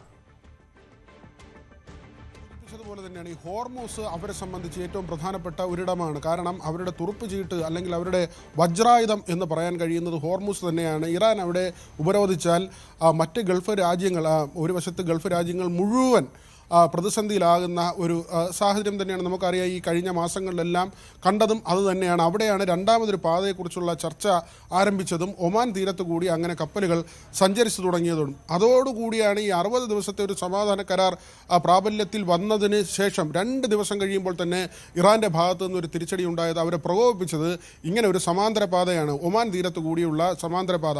ഈ ഹോർമൂസിൻ്റെ ഒരെൻഡ്, അതായത് അതിലേക്ക് ഈ കടലിടുക്കിലേക്ക് പ്രവേശിക്കുന്ന ഭാഗത്ത് ഭൂമിശാസ്ത്രപരമായി ശക്തിയുള്ള 2 രാജ്യങ്ങളാണ് ഇറാനും ഒരു വശത്ത് ഒമാനും. അതുകൊണ്ട് തന്നെ ഇരുവർക്കും ഈ ഹോർമൂസിൽ വലിയ ആധിപത്യം സ്ഥാപിക്കാൻ കഴിയും. ഒമാൻ്റെ നീക്കങ്ങൾ അമേരിക്കയുടെ പിന്തുണയോടുകൂടി ആണ്. ആ അപകടം ഇറാൻ തിരിച്ചറിയുന്നു എന്നത് തന്നെയാണ്. ഇറാൻ ആവശ്യപ്പെടുന്നത് ആ ഹോർമൂസിലൂടെ കടന്നു പോകുന്ന മുഴുവൻ കപ്പലുകളുടെ നിയന്ത്രണാധികാരം തങ്ങൾക്കായിരിക്കണം. അത് പങ്കുവയ്ക്കാൻ, ആ അധികാരം പങ്കുവയ്ക്കാൻ അവർ തയ്യാറല്ല എന്നൊരു നിലപാടാണ് സ്വീകരിച്ചിട്ടുള്ളത്. പക്ഷേ ഈ ചർച്ച, അതായത് ഇന്ന് വീണ്ടും ചർച്ച നടക്കുമെന്ന് ട്രംപ് പറയുമ്പോൾ ഈ സമാന്തര പാതയെക്കുറിച്ചുള്ള ചർച്ചയാണ് ഇന്നത്തെ പ്രധാന അജണ്ടയായി അമേരിക്ക നിശ്ചയിച്ചിട്ടുള്ളത്. അവിടെയാണ് ഇറാൻ ഇതുവരെ മനസ്സ് തുറക്കാത്തത്. ഇപ്പോഴത്തെ ഒരു സാഹചര്യത്തിൽ അങ്ങനെ രണ്ടാമതൊരു പാതയെക്കുറിച്ച് ഇറാൻ ചർച്ചയ്ക്ക് തയ്യാറാകുമോ, അല്ലെങ്കിൽ അത് അനുവദിച്ചാൽ തന്നെ എന്തെല്ലാം ഉപാധികൾ മുന്നോട്ട് വയ്ക്കും എന്നതിലൊക്കെ തന്നെ വലിയ സംശയങ്ങൾ അവശേഷിക്കുന്നുണ്ട്. മലാക്ക കടലിടുക്ക് പോലെ അവിടെ ചില ഫീസ് പിരിക്കുന്ന, അത് പിരിവ് എന്ന് നമുക്ക് പറയാൻ പറ്റില്ല, സംഭാവന എന്ന് പറയാം. കപ്പലുകൾ കടന്നു പോകുമ്പോൾ ആ കപ്പലുകൾ ഒരു തുക ഈ രാജ്യങ്ങൾക്ക് ഒരു സംഭാവനയായി നൽകുന്നു. മലാക്കയിൽ നടക്കുന്ന ഒരു പ്രവൃത്തിയാണ്. ആ തരത്തിൽ ഒരു നിർദ്ദേശം നേരത്തെ ഒമാൻ മുന്നോട്ട് വെച്ചിരുന്നു. അത് അമേരിക്കയുടെ നിർദ്ദേശപ്രകാരമാണ്. വരികയും പോവുകയും ചെയ്യുമ്പോൾ കിട്ടുന്ന തുക 2 രാജ്യങ്ങളും പങ്കിട്ടെടുക്കുക എന്നതാണ്. ഒരു വശത്തേക്കുള്ള തുക ഒരു രാജ്യത്തിനും മറ്റേ തുക അടുത്ത രാജ്യത്തിനും. ആ തരത്തിലുള്ളൊരു ധാരണയാണ് മുന്നോട്ട് വെച്ചത്. പക്ഷേ ഈ ധാരണ കൊണ്ടുവന്നപ്പോൾ തന്നെ അത് ഇറാൻ തള്ളിക്കളഞ്ഞു. അങ്ങനെ ഒരു ചർച്ചയ്ക്ക് തങ്ങളില്ല, ഇങ്ങനെ ഒരു ആശയവുമായി മുന്നോട്ട് വരേണ്ടതില്ല എന്ന കാര്യം ഇറാൻ അസന്നിഗ്ധമായി പറയുകയും ചെയ്തു. അങ്ങനെ ഒരു കാര്യത്തിലാണ് വീണ്ടും ഇന്ന് ചർച്ച നടത്തുമെന്ന് ട്രംപ് പറയുന്നത്. അതുകൊണ്ട് എത്രമാത്രം പിന്തുണ ഈ ചർച്ചയ്ക്ക് ഇറാന്റെ ഭാഗത്തു നിന്നുണ്ടാകും എന്നതിൽ സംശയം അവശേഷിക്കുന്നുണ്ട്. രഞ്ജിത്ത്, വി വിനോദാണ് വിശദമായി തന്നെ വിവരങ്ങൾ പങ്കുവച്ചത്. ഇതിനിടെ ഇസ്രായേൽ ഇപ്പോൾ ഇറാനുമായി ബന്ധപ്പെട്ട യുദ്ധത്തിൽ പങ്കെടുക്കുന്നില്ല, മാറി നിൽക്കുകയാണ് അമേരിക്കയുടെ സമ്മർദ്ദം കാരണം. പക്ഷേ അവർ ഗാസയിൽ വീണ്ടും ആക്രമണം അതിശക്തമായി നടത്തുന്നു എന്നാണ് മനസ്സിലാക്കേണ്ടത്. അമേരിക്ക മുന്നോട്ട് വെച്ച ഒരു സമാധാന കരാർ നിലനിൽക്കുമ്പോൾ തന്നെയാണ് ഈ പദ്ധതിക്ക് പിന്നാലെയാണ് ഒന്നിലും പിന്നോട്ടില്ല എന്ന തരത്തിൽ ഇസ്രായേലിൻ്റെ നീക്കം. തുടർച്ചയായ 2ാം ദിവസവും നടത്തിയ വ്യോമാക്രമണത്തിൽ 18 പലസ്തീൻകാരാണ് കൊല്ലപ്പെട്ടത്. ഗാസയുടെ വടക്ക് തെക്ക് മധ്യമേഖലകളിൽ ഇസ്രായേൽ വിമാനങ്ങൾ കനത്ത ആക്രമണം അഴിച്ചുവിടുകയായിരുന്നു. പാർപ്പിട മേഖലകളിലേക്കും ആക്രമണം നടന്നു. ഖാൻ യൂനിസിലെ മവാസി മേഖലയിൽ നടന്ന ആക്രമണത്തിൽ മാതാപിതാക്കളും 9 വയസ്സുള്ള ഒരു കുട്ടിയും മരിച്ചത് അതീവ ദയനീയമായ വാർത്തയായി പുറത്തുവന്നു. ഗസ നഗരത്തിലും ഈ തരത്തിലുള്ള ആക്രമണം രൂക്ഷമായി തന്നെ സംഭവിച്ചു. ഇസ്രായേൽ പറയുന്നത് ഹമാസിന് 2 കമാൻഡർമാരെ ലക്ഷ്യമിട്ടാണ് ഈ ആക്രമണം ഉണ്ടായത് എന്നുള്ളതാണ്. പക്ഷേ ജനവാസ മേഖലകളിലാണ് കൂടുതലായും മിസൈലുകൾ പതിക്കുകയും മറ്റും ചെയ്തത്. ഈ കമാൻഡർമാരെ ഇസ്രായേലിൻ്റെ ലക്ഷ്യത്തിലുണ്ടായിരുന്ന 2 കമാൻഡർമാരെ കൊലപ്പെടുത്തി എന്നും അവർ അവകാശപ്പെടുന്നുണ്ട്. ഏതായാലും വെടിനിർത്തൽ കരാർ കഴിഞ്ഞ വർഷം നിലവിൽ വന്നതിന് ശേഷം ഇക്കാര്യത്തിൽ പുരോഗതിയുണ്ട് എന്ന് US പ്രസിഡന്റ് പറഞ്ഞതിന് പിന്നാലെയാണ് ഇസ്രായേലിൻ്റെ ആക്രമണം. അത് അമേരിക്കയെ ചൊടിപ്പിച്ചിട്ടുണ്ട് എന്നാണ് മനസ്സിലാക്കേണ്ടത്. ഏതായാലും ആക്രമണം നിർത്തിവെക്കണമെന്ന കരാർ നിലവിലില്ല എന്നാണ് ഇസ്രായേലിൻ്റെ അവകാശവാദം. ഇസ്രായേലിൻ്റെ ഊർജ്ജമന്ത്രി എലി കോഹൻ ഇത് ബന്ധപ്പെട്ട് പറയുന്നുണ്ട്. പ്രധാനമന്ത്രി ബെന്യാമിൻ നെതന്യാഹുവിൻ്റെ ഏറ്റവും വിശ്വസ്തനായ മന്ത്രി കൂടിയാണ് കോഹൻ. അവർ പറയുന്നത് അമേരിക്ക ഒരു കരാർ മുന്നോട്ട് വെച്ചിട്ടുണ്ട്, അത് ഗസയുടെ പിന്മാറ്റവുമായി ബന്ധപ്പെട്ടാണ്, അല്ലാതെ വെടിനിർത്തൽ അല്ലെങ്കിൽ ആക്രമണം നടത്തരുത് എന്ന് കരാറിലില്ല എന്നുള്ള അവകാശവാദം മുന്നോട്ട് വെച്ചുകൊണ്ടാണ് ഇസ്രായേൽ ആക്രമണങ്ങൾ കടുപ്പിക്കുന്നത്. ബംഗ്ലാദേശിൽ വിദ്യാർത്ഥി പ്രക്ഷോഭത്തെ തുടർന്ന് അധികാരം നഷ്ടപ്പെട്ട് രാജ്യം വിട്ട മുൻ പ്രധാനമന്ത്രി ഷെയ്ഖ് ഹസീന ഇന്ത്യയിലാണ് എന്നുള്ളത് നമുക്കറിയാം. കഴിഞ്ഞ 3 വർഷമായി ഇന്ത്യയിൽ അവർക്ക് ഒളിസങ്കേതത്തിൽ അഭയം നൽകിയിരിക്കുകയാണ്. തൻ്റെ ആദ്യ പൊതുവേദിയിലേക്ക് അവർ കടന്നു വരുന്നു എന്നുള്ള വിവരങ്ങൾ പുറത്തു വരികയാണ്. ഭരണത്തിൽ നിന്ന് പുറത്താക്കപ്പെട്ട് കൃത്യം 2 വർഷം തികയുന്ന ഓഗസ്റ്റ് 5 വൈകിട്ട് 6 മണിക്ക് ന്യൂഡൽഹിയിലെ foreign correspondence club of south Asia സംഘടിപ്പിക്കുന്ന വെർച്വൽ പരിപാടിയിൽ അവർ സംസാരിക്കും എന്നാണ് വിവരം ഇപ്പോൾ ലഭ്യമാകുന്നത്. അവരൊരു പക്ഷേ നേരത്തെ പറഞ്ഞതുപോലെ പൊതുമധ്യത്തിൽ അല്ലെങ്കിൽ പൊതുവേദിയിലേക്ക് പ്രത്യക്ഷപ്പെടില്ല, വെർച്വലായി ആയിരിക്കും സംസാരമെന്നാണ് മനസ്സിലാക്കേണ്ടത്. ഡൽഹി മഥുര റോഡിലുള്ള സർമാർക്ക് ടള്ളി ഓഡിറ്റോറിയമാണ് ചടങ്ങിൻ്റെ വേദി. തൻ്റെ ഭാവി രാഷ്ട്രീയ പദ്ധതികളെക്കുറിച്ചും ബംഗ്ലാദേശിലേക്കുള്ള മടങ്ങിവരവിനെക്കുറിച്ചും ഷെയ്ഖ് ഹസീന വ്യക്തമാക്കുമെന്നാണ് ഇപ്പോൾ റിപ്പോർട്ടുകൾ പുറത്തുവരുന്നത്. പ്രക്ഷോഭത്തിനൊടുവിൽ 16 വർഷത്തെ ഹസീനയുടെ ഭരണം അവസാനിക്കുകയും തുടർന്ന് ഇന്ത്യയിൽ അഭയം തേടുകയുമാണ്. അതിനുശേഷം നടന്ന രണ്ട് അഭിമുഖങ്ങൾ അതിനുശേഷം അവർ നൽകി മാധ്യമങ്ങൾക്ക്. അവിടെയാണ് ബംഗ്ലാദേശിലേക്ക് ഡിസംബറിൽ തിരിച്ചു പോകും എന്ന് പറയുകയും മറ്റും ചെയ്തത്. ഏതായാലും ഈ പരിപാടിയിൽ ബംഗ്ലാദേശിലെ നിരവധി രാഷ്ട്രീയ നേതാക്കളും നയതന്ത്രജ്ഞരും ചടങ്ങിൻ്റെ ഭാഗമാകുമെന്നാണ് മനസ്സിലാക്കേണ്ടത്. ഹസീനയുടെ മകനും മുൻ ICT ഉപദേശകനുമായ സജീബ് വാസുദ് ജോയി, മുൻ വിദ്യാഭ്യാസ മന്ത്രി Mohibul Hasan, Chowdhury Nowfel, Bangladesh Human Rights Watch general secretary Muhammad Ali Siddique എന്നിവർ പങ്കെടുക്കും എന്നാണ് മനസ്സിലാക്കേണ്ടത്. മറ്റ് ബംഗ്ലാദേശ് ക്രിക്കറ്റ് താരങ്ങളെയൊക്കെ ഈ ചടങ്ങിൻ്റെ ഭാഗമായി പ്രതീക്ഷിക്കുന്നുമുണ്ട്. ഇതിനിടയിൽ ബംഗ്ലാദേശിലെ നിലവിലെ രാഷ്ട്രീയ സാമൂഹ്യ സാഹചര്യങ്ങളെക്കുറിച്ച് ശക്തമായ പരാമർശങ്ങളുമായി എഴുത്തുകാരി തസ്ലിമ നസ്രീൻ രംഗത്ത് വന്നിരിക്കുകയാണ്. തൻ്റെ ഓർമ്മക്കുറിപ്പായ ദിഖണ്ഡിതോ എന്ന പുസ്തകത്തെ ചൊല്ലിയുണ്ടായ പ്രതിഷേധങ്ങളെ തുടർന്ന് 2007 നഗരം വിടേണ്ടി വന്ന തസ്ലിമ നീണ്ട 19 വർഷങ്ങൾക്ക് ശേഷം കഴിഞ്ഞ ദിവസമാണ് കൊൽക്കത്തയിൽ തിരിച്ചെത്തിയത്. കൊൽക്കത്തയിൽ ഒരു പരിപാടിയിൽ പങ്കെടുത്ത ശേഷം വാർത്താ സമ്മേളനത്തിൽ പങ്കെടുക്കവെയാണ് മുൻ പ്രധാനമന്ത്രി ഷെയ്ഖ് ഹസീനയുടെ തിരിച്ചുവരവ്, മതനിരപേക്ഷ രാഷ്ട്രം, ഏക സിവിൽ കോഡ് എന്നിവയ്ക്കായി അവർ വാദിച്ചത്. രാജ്യത്തെ മദ്രസകളുടെ പങ്കിനെ വിമർശിച്ച അവർ ബംഗ്ലാദേശിൽ വർദ്ധിച്ചുവരുന്ന മതമൗലികവാദത്തിൽ ആശങ്ക പ്രകടിപ്പിക്കുന്ന പശ്ചാത്തലമുണ്ടായി. മദ്രസകൾ ഉണ്ടാകാൻ പാടില്ലെന്ന് താൻ വിശ്വസിക്കുന്നതായും അവർ പറയുകയാണ്. മദ്രസകൾ അവിടെ നിലനിൽക്കാൻ പാടില്ല. പല സന്ദർഭങ്ങളിലും മദ്രസകൾ ജിഹാദികളെ സൃഷ്ടിക്കുന്നു എന്ന് കണ്ടെത്തിയിട്ടുണ്ട്. ഇമാമുമാരും മദ്രസ അധ്യാപകരും അറസ്റ്റ് ചെയ്യപ്പെടുകയും ജയിലിലാവുകയും ചെയ്തിട്ടുണ്ട്. അതുകൊണ്ട് അത് ആവശ്യമില്ല എന്ന് പറയുന്നു. പഠിച്ചിറങ്ങുന്ന പലരും കാര്യക്ഷമമായ ജോലികൾ ചെയ്യുന്നില്ല. അവർ തസ്ലിമ ചൂണ്ടിക്കാണിക്കുകയാണ്, ബംഗ്ലാദേശ് ഒരു മതേതര രാജ്യമാകണമെന്ന ആവശ്യമാണ് അവർ മുന്നോട്ട് വെക്കേണ്ടത്. അതുകൊണ്ട് തന്നെ ഷെയ്ഖ് ഹസീനയെ പോലെയുള്ള ഭരണാധികാരികൾ അവിടേക്ക് തിരിച്ചു വരണം. ഇപ്പോൾ ഉള്ള ഭരണത്തിൽ മതമൗലികവാദി ഗ്രൂപ്പുകളുടെ സ്വാധീനത്തിൽ കുറവുണ്ടായി എന്ന് കാണുന്നില്ല എന്ന് പറയുകയാണ്. അത് കുറയുന്ന ലക്ഷണങ്ങളൊന്നും കാണുന്നില്ല, വർദ്ധിച്ചുകൊണ്ടിരിക്കുകയാണ് എന്ന് പറയുകയാണ്. ജമാഅത്തെ ഇസ്ലാമിയെയും അവർ വിമർശിക്കുന്ന പശ്ചാത്തലം മുന്നോട്ട് വെക്കുന്ന പശ്ചാത്തലമുണ്ട്. അവിടെയാണ് ഇതുപോലെയുള്ള ഭരണാധികാരികൾ ഷെയ്ഖ് ഹസീനയെ പോലെയുള്ളവർ തിരിച്ചു വരണം എന്ന ആവശ്യം തസ്ലിമ നസ്രീനെ പോലെയുള്ള വളരെ പ്രധാനപ്പെട്ട ഒരു എഴുത്തുകാരി മുന്നോട്ട് വെക്കുന്നത്. ഒപ്പം അവിടുത്തെ നിലനിൽക്കുന്ന അനാചാരങ്ങളെയും പരസ്യമായി വിമർശിച്ചുകൊണ്ടാണ് തസ്ലിമ നസ്രീൻ തൻ്റെ പ്രസംഗത്തിൽ സംസാരിക്കുകയും മറ്റും ചെയ്ത്. അവരോട് ചോദിക്കുന്നുണ്ട് എന്നാണ് തിരിച്ചു പോകുന്നത്. അപ്പോൾ അവർ പറയുകയാണ് തൻ്റെ രാജ്യത്തേക്ക് തിരിച്ചു പോകുന്നത്. അവർ പറയുകയാണ് തന്നെ തിരിച്ചു പോകണമെന്ന് ആരും ആവശ്യപ്പെട്ടിട്ടില്ല. അതുകൊണ്ട് ആരെങ്കിലും ആവശ്യപ്പെട്ടാൽ തനിക്ക് സുരക്ഷിതത്വം ഉറപ്പാക്കിയാൽ മാത്രം തിരിച്ചു പോകുന്ന കാര്യത്തെക്കുറിച്ച് ആലോചിക്കും എന്നാണ് തസ്ലിമ നസ്രീൻ വ്യക്തമാക്കുന്നത്. പാകിസ്ഥാനിലെ ഖൈബർ പഖ്തൂൺഖ്വ പ്രവിശ്യ കഴിഞ്ഞ കുറേ ദിവസങ്ങളായി അവിടെ വലിയ വലിയ ആക്രമണ സംഭവങ്ങൾ ഉണ്ടാകുന്നുണ്ട്. കഴിഞ്ഞ ദിവസം ഇന്നലെ രാത്രി വൈകി പോലീസ് വാഹനത്തെ ലക്ഷ്യമിട്ട് നടന്ന ശക്തമായ സ്ഫോടനത്തിൽ 14 മരണം സംഭവിച്ചു എന്നുള്ള അതിനിർണായകമായ വാർത്തയുണ്ട്. 18 പേർക്ക് പരിക്കേറ്റിട്ടുണ്ട്. ഇവരിൽ പലരുടെയും നില ഗുരുതരമാണ്. സ്വാത് ജില്ലയിലെ നഗരത്തിൽ പ്രാദേശിക ഗോത്ര കൗൺസിലായ സ്വാത് അമൻ ഗിർഗയുടെ നേതൃത്വത്തിൽ സമാധാന റാലി നടക്കുന്നതിനിടയിലാണ് ശക്തമായ സ്ഫോടനമുണ്ടായത്. കഴിഞ്ഞ കുറച്ച് മാസങ്ങളായി പ്രദേശത്ത് സുരക്ഷാസ്ഥിതി വഷളാകുന്നതിനെതിരെ സമാധാനം പുനഃസ്ഥാപിക്കണമെന്നാവശ്യപ്പെട്ടായിരുന്നു റാലിയും മറ്റും നടന്നത്. റാലിയിൽ പങ്കെടുത്തവർ സമാധാനത്തിനായി മുദ്രാവാക്യങ്ങൾ വിളിക്കുകയും പ്ലക്കാർഡുകൾ വഹിക്കുകയും ഒക്കെ ചെയ്തിരുന്നു. ചാവേർ ആക്രമണമാണ് എന്നാണ് പ്രാഥമിക നിഗമനമെങ്കിലും ഔദ്യോഗികമായ ഒരു സ്ഥിരീകരണം ഇതുമായി ബന്ധപ്പെട്ട് ലഭ്യമായിട്ടില്ല. സ്ഫോടനത്തിന് തൊട്ടു പിന്നാലെ രക്ഷാപ്രവർത്തകർ സ്ഥലത്തെത്തി ഇവരെയൊക്കെ ആശുപത്രിയിലേക്ക് മാറ്റി. പോലീസും മറ്റ് സുരക്ഷാ സേനകളും ചേർന്ന് പ്രദേശം പൂർണ്ണമായും ഇപ്പോൾ വളഞ്ഞിരിക്കുകയാണ്. വെനസ്വേല എന്ന രാജ്യം നമുക്കറിയാം, ഇപ്പോൾ പൂർണ്ണമായും അമേരിക്കയുടെ നിയന്ത്രണത്തിലാണ് ആ രാജ്യം. അവിടെ മഡ്യൂറോ എന്ന അതിശക്തനായ ഒരു ഭരണാധികാരി ഉണ്ടായിരുന്നു.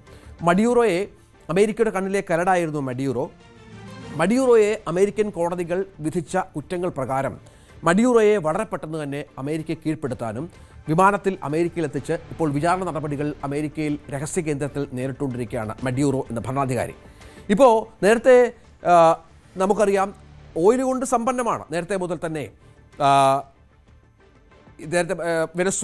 വെനസ്വേലയുടെ പക്ഷേ ഓയിൽ നിയന്ത്രണം പൂർണ്ണമായും മഡ്യൂറോ തന്നെ സ്ഥാപിച്ച സർക്കാർ നിയന്ത്രണത്തിലുള്ള എണ്ണ കമ്പനിക്കായിരുന്നു. എണ്ണഖനിയാണ് വെനസ്വേല. ഇപ്പോൾ അവിടെ മറ്റാർക്കും പ്രവേശനം ഉണ്ടായിരുന്നില്ല. പക്ഷേ ഇപ്പോൾ കാര്യങ്ങൾ വ്യത്യസ്തമാകുന്ന സാഹചര്യമാണ്. ലണ്ടൻ നഗരമധ്യത്തിലെ ഒരു ആഡംബരപൂർണ്ണമായൊരു ഹോട്ടലിൽ ഊർജ്ജ മേഖലയിലെ ഏതാണ്ട് 200 പേർ കഴിഞ്ഞ ദിവസം ഒത്തുചേർന്നു. 8 മാസം മുമ്പ് ആരും വിചാരിച്ചിരുന്നില്ല അവിടെ വെനസ്വേലയിലേക്ക് ഒരു സ്വകാര്യ കമ്പനിക്ക് എണ്ണ കയറ്റുമതിക്കായി കടന്നു ചെല്ലാൻ സാധിക്കുമെന്ന്. എണ്ണ മേഖലയിൽ നിക്ഷേപം നടത്തുക എന്നുള്ളതായിരുന്നു ഈ സ്വകാര്യ കമ്പനികളുടെ തലവന്മാരുടെ ചർച്ചയ്ക്ക് പ്രധാനമായും ആധാരമായത്. ഇതിനുള്ള ശരിയായ സമയം ഇതാണ് എന്ന് അവർ മനസ്സിലാക്കുകയാണ്. നിക്ഷേപ സ്ഥാപനമായ അപ്പർച്ചർ എനർജിയുടെ ചീഫ് എക്സിക്യൂട്ടീവ് ഗ്രേഗ് ഗിൽബർട്ട് ഹോട്ടലിൽ നടന്ന കൂടിക്കാഴ്ചയിൽ സദസ്സിനോട് പറഞ്ഞത്, നമുക്ക് ഏറ്റവും അനുയോജ്യമായ സമയം ഇതാണ് വെനസ്വേലയിൽ നിക്ഷേപം നടത്താൻ. വെനസ്വേലയുടെ തകർന്നടിഞ്ഞ എണ്ണ മേഖലയിൽ വൻതോതിൽ നിക്ഷേപം നടത്താൻ ഗിൽബർട്ടിൻ്റെ കമ്പനി പദ്ധതിയിടുകയാണ്. അത് വലിയൊരു മാറ്റമാണ്. നിക്കോളാസ് മഡ്യൂറോയെ പുറത്താക്കിയതിന് ശേഷം മാസങ്ങൾക്കുള്ളിൽ തന്നെ തങ്ങളുടെ പേരും പ്രവർത്തന തന്ത്രങ്ങളും അവർ മാറ്റിയ പശ്ചാത്തലമുണ്ടായിരുന്നു.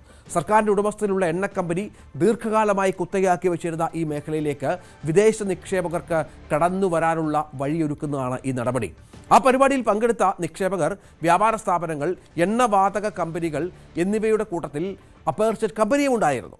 ഒക്ടോബറിൽ കാരക്കാസിൽ നടക്കാനിരിക്കുന്ന വെനസ്വേല എനർജി വീക്ക് എന്ന ഒരു വലിയ സമ്മേളനമുണ്ട്. അതിൻ്റെ മുന്നോടിയായുള്ള പ്രാഥമികമായ ഒരു പരിപാടി കൂടിയായാണ് ഇതിനെ കാണേണ്ടത്. എന്നാൽ ലോകത്തിലെ ഏറ്റവും വലിയ എണ്ണശേഖരം പ്രയോജനപ്പെടുത്താൻ ശ്രമിക്കുന്ന കമ്പനികൾക്ക് വലിയ വെല്ലുവിളികളും അപകട സാധ്യതകളും വെനസ്വേലയിലുണ്ട്, സംശയമില്ല. അടിസ്ഥാന സൗകര്യങ്ങളുടെ തകർച്ച പ്രധാനപ്പെട്ട ഒരു കാര്യമാണ്. വലിയ ഉപരോധത്തിൻ്റെ പിടിയിലാണ് വെനസ്വേല. അപ്പോൾ അവിടെ രാഷ്ട്രീയ അനിശ്ചിതത്വമുണ്ട്. അമേരിക്കൻ നിയന്ത്രണത്തിലാണ്. അവിടുത്തെ ഭരണാധികാരി അത്ര ശക്തയല്ല. അവർ ഒരു അമേരിക്കയുടെ പാശ്ചാത്യ രാജ്യങ്ങളുടെ കളിപ്പാവയാണ് എന്ന ഒരു വിലയിരുത്തൽ ആ രാജ്യത്തുണ്ട്. അതുകൊണ്ട് തന്നെ അനിശ്ചിതത്വം അവിടെ നിലനിൽക്കുന്നുണ്ട്. ജൂണിലുണ്ടായ വിനാശകരമായ ഭൂകമ്പം വലിയ നാശനഷ്ടം അവിടെ ഉണ്ടാക്കി. എണ്ണപ്പാടങ്ങളിലടക്കം വലിയ പ്രശ്നം അത് ഉണ്ടാക്കിയിരുന്നു. അത് അസ്ഥിരത ഉണ്ട് അവിടെ. അങ്ങനെ വിദേശ കമ്പനികൾ നേരിടുന്ന തടസ്സങ്ങൾ അവിടെ സംസാരിച്ചത് എടുത്തു പറഞ്ഞുവെങ്കിൽ പോലും ഈ അപകട സാധ്യതകൾ തിരിച്ചറിഞ്ഞുകൊണ്ട് തൻ്റെ ആൾക്കാരോട്, അവിടെ കൂടിയിരുന്നവരോട് ഗിൽബർട്ട് ആഹ്വാനം ചെയ്തത്, അവസരമുണ്ട്, ഇപ്പോൾ തന്നെ ഈ അവസരം പ്രയോജനപ്പെടുത്തണം, അത് നഷ്ടപ്പെടുത്താൻ നമുക്ക് കഴിയില്ല എന്നാണ്. മണിയൂറുടെ വൈസ് പ്രസിഡന്റായി സേവനമനുഷ്ഠിച്ചുള്ള ആക്ടിംഗ് പ്രസിഡന്റ് ഡെൽസി റോഡ്രിഗസിന് കീഴിൽ ഏതാനും വിദേശ എണ്ണ കമ്പനികളും നിക്ഷേപ സ്ഥാപനങ്ങളും വെനസ്വേലയിൽ നിക്ഷേപം നടത്താനുള്ള പ്രവർത്തനങ്ങൾ വിപുലീകരിക്കാൻ ഒരുങ്ങുന്നു എന്നുള്ളതാണ് ഈ സമ്മേളനത്തിൻ്റെ ഒരു ഫൈനൽ പിക്ചർ. സംയുക്ത സംരംഭങ്ങളിൽ രാജ്യത്തിൻ്റെ ഉടമസ്ഥതയിലുള്ള എണ്ണ കമ്പനിയായ PDVSAക്ക് ഭൂരിപക്ഷ ഓഹരി വേണമെന്ന ദീർഘകാല നിബന്ധന അവരുടെ ഭരണകൂടം നടപ്പിലാക്കിയ പരിഷ്കാരങ്ങളിൽ നിന്ന് ഒഴിവാക്കി എന്നുള്ളതാണ് ഒരു മാറ്റം. സ്വകാര്യ കമ്പനികൾക്ക് ഇപ്പോൾ നേരിട്ട് എണ്ണപ്പാടങ്ങൾ പ്രവർത്തിപ്പിക്കാനും വലിയ ഓഹരികൾ കൈവശം വെക്കാനും ലാഭത്തിൻ്റെ കൂടുതൽ വിഹിതം നിലനിർത്താനും സാധിക്കുന്ന ഒരു പശ്ചാത്തലത്തിലേക്ക് ആ രാജ്യം മാറുകയാണ്. അങ്ങനെ ഊർജ്ജ വിവര സേവന ദാതാക്കളായ വോട്ട്സെക്സിലെ maritime risk and intelligence director Claire Jungman മാധ്യമങ്ങളോട് പറഞ്ഞത്, മഡ്യൂറോയുടെ പുറത്താക്കലിന് ശേഷമുള്ള മണിക്കൂറുകളിൽ ഊർജ്ജ കമ്പനികൾക്കായി ഒരു ലളിതമായ ചിത്രം ഡൊണാൾഡ് ട്രംപ് വരച്ചു കാട്ടുന്നുണ്ട്. അവിടെ കടന്നു ചെല്ലുക, വൻതോതിൽ പണം മുടക്കുക, തകർന്നടിഞ്ഞ അടിസ്ഥാന സൗകര്യങ്ങൾ നന്നാക്കുക. എന്നാൽ യാഥാർത്ഥ്യം ഇതിലും വലിയ സങ്കീർണമാണ്. പക്ഷേ അപ്പോഴും നമ്മളതിനെ ഫൈറ്റ് ചെയ്യണം. അന്താരാഷ്ട്ര ഉപരോധങ്ങളും സാമ്പത്തിക പ്രതിസന്ധികളും ഒക്കെ വെനസ്വേലയുടെ നട്ടലൊടിപ്പിച്ചിട്ടുണ്ട്.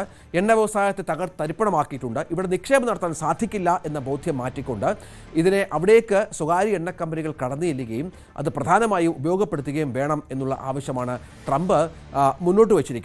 അതായത് ഏറ്റവും കൂടുതൽ എണ്ണ കയറ്റുമതി നടക്കുന്നത് അല്ലെങ്കിൽ എണ്ണ എത്തുന്നത് ട്രംപിൻ്റെ രാജ്യമായ അമേരിക്കയിലേക്കാണ്, സംശയമില്ല. അത് വളരെ പ്രധാനപ്പെട്ട ഒന്നാണ്. ട്രംപിൻ്റെ ലക്ഷ്യം പണ്ട് മുതൽ തന്നെ വെനസ്വേലയുമായി ബന്ധപ്പെട്ട് അവിടുത്തെ വലിയ എണ്ണ സമ്പത്തിലായിരുന്നു. അതിപ്പോൾ അമേരിക്ക ആ തരത്തിലുള്ള എണ്ണ സമ്പത്ത് അവരുടെ കൈവശപ്പെടുത്താനുള്ള അവരുടെ ദീർഘകാല ആവശ്യം, അതിൻ്റെ ആ ലക്ഷ്യം അത് പൂർത്തീകരിക്കാൻ സാധിച്ചിട്ടുണ്ട് എന്നത് ഏറ്റവും പ്രധാനപ്പെട്ട ഒന്നാണ്. വെനസ്വേലയുടെ 300 ബില്യൺ ബാരൽ ക്രൂഡ് ഓയിൽ ശേഖരം നൽകുന്ന അവസരം പ്രയോജനപ്പെടുത്താനാണ് വാഷിംഗ്ടൻ്റെ ശ്രമം. അതിലുള്ള ഉപരോധങ്ങൾ നീക്കാനും US കമ്പനികൾക്ക് എണ്ണ വിൽക്കാനും കയറ്റുമതി ചെയ്യാനും ഒക്കെയുള്ള സംവിധാനങ്ങൾ US തന്നെ ഒരുക്കുന്ന പശ്ചാത്തലമുണ്ട്. കഴിഞ്ഞ മാസം 28 ദശലക്ഷം ബാരൽ ക്രൂഡ് ഓയിൽ അവർ കയറ്റുമതി ചെയ്തു എന്നതാണ് പ്രധാനപ്പെട്ട ഒന്ന്. കഴിഞ്ഞ വർഷം ഇതേ സമയത്തെ അപേക്ഷിച്ച് 69% ഇത് കൂടുതലാണ്. വെനസ്വേലയുടെ എണ്ണയുടെ പകുതിയിലധികവും നേരത്തെ പറഞ്ഞ പോലെ അമേരിക്കയിലേക്കാണ്. ഗൾഫ് മേഖലയിലെ റിഫൈനറികൾക്ക് വെനസ്വേലയിൽ നിന്നുള്ള കട്ടിയുള്ളതും കൊഴുപ്പുള്ളതുമായ ക്രൂഡ് ഓയിൽ സംസ്കരിക്കാൻ ശേഷിയുണ്ട് എന്നും വ്യക്തമായിട്ടുണ്ട്. വെനസ്വേലയുടെ ക്രൂഡ് ഓയിൽ കയറ്റുമതിയുടെ 4/3 ഭാഗവും ചൈനയിലേക്കും പോകുന്ന പശ്ചാത്തലമുണ്ട്. അതിപ്പോൾ കുറഞ്ഞു വരികയാണ്. അമേരിക്ക ഇപ്പോൾ പിന്നിലായിരുന്നു, പക്ഷേ അമേരിക്ക അത് കൃത്യമായി ഉപയോഗപ്പെടുത്തുന്നുണ്ട്. ഇന്ത്യയും അവിടുത്തെ ഒരു വലിയ ഉപഭോക്താവാണ്. കയറ്റുമതിയുടെ 4/1 ഭാഗത്തോളം ഇന്ത്യയിലേക്ക് പോകുന്നുണ്ട്. സ്പെയിൻ, നെതർലാൻഡ്സ് തുടങ്ങിയ യൂറോപ്യൻ രാജ്യങ്ങളും ഇതിൽ ഉൾപ്പെടുന്നുണ്ട്. അങ്ങനെ മഡ്യൂറോയുടെ നിയന്ത്രണം നഷ്ടപ്പെട്ടതിന് ശേഷം വെനസ്വേലൻ എണ്ണ വിറ്റതിലൂടെ $13 ബില്യൺ ഭരണകൂടം സമാഹരിച്ചു എന്ന് ഡൊണാൾഡ് ട്രംപ് മുന്നോട്ട് വെക്കുന്നത് ഏറ്റവും പ്രധാനപ്പെട്ട ഒന്നാണ്. അത് മാത്രമല്ല, ഈ പണത്തിൻ്റെയൊക്കെ കസ്റ്റോഡിയൻ ഇപ്പോഴും അമേരിക്കയാണ്, ഓർക്കണം. പക്ഷേ ഈ പണം ഈ രാജ്യത്തിന് കൈമാറും എന്ന് ഏതാണ്ട് ട്രംപ് ഉറപ്പു നൽകുന്ന പശ്ചാത്തലം കൂടിയുണ്ട്. അമേരിക്കൻ ഡെമോക്രാറ്റുകളും ഇക്കാര്യം ആവശ്യപ്പെട്ടിട്ടുണ്ട്. ഇതാണ് വെനസ്വേലയുടെ ഇപ്പോഴത്തെ ഒരു പോത്തിറച്ചി വിൽപ്പനയിൽ റെക്കോർഡ് നേട്ടം സ്വന്തമാക്കിയിരിക്കുകയാണ് ഇന്ത്യ. കേന്ദ്ര സർക്കാർ ക്ഷീരവികസന മേഖലയിൽ പ്രഖ്യാപിച്ച വിവിധ പദ്ധതികളിലൂടെയാണ് ഇറച്ചി കയറ്റുമതിയുടെയും പാൽ ഉൽപ്പാദനത്തിൻ്റെയും അളവിൽ വൻ വർധനവുണ്ടായിരിക്കുന്നത്.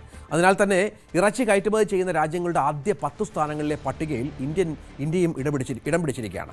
ശ്രദ്ധിക്കേണ്ട ഒരു കാര്യം, UP ഉത്തർപ്രദേശാണ് ഇറച്ചി കയറ്റുമതിയിൽ രാജ്യത്ത് ഒന്നാമത് എന്നുള്ളതാണ്.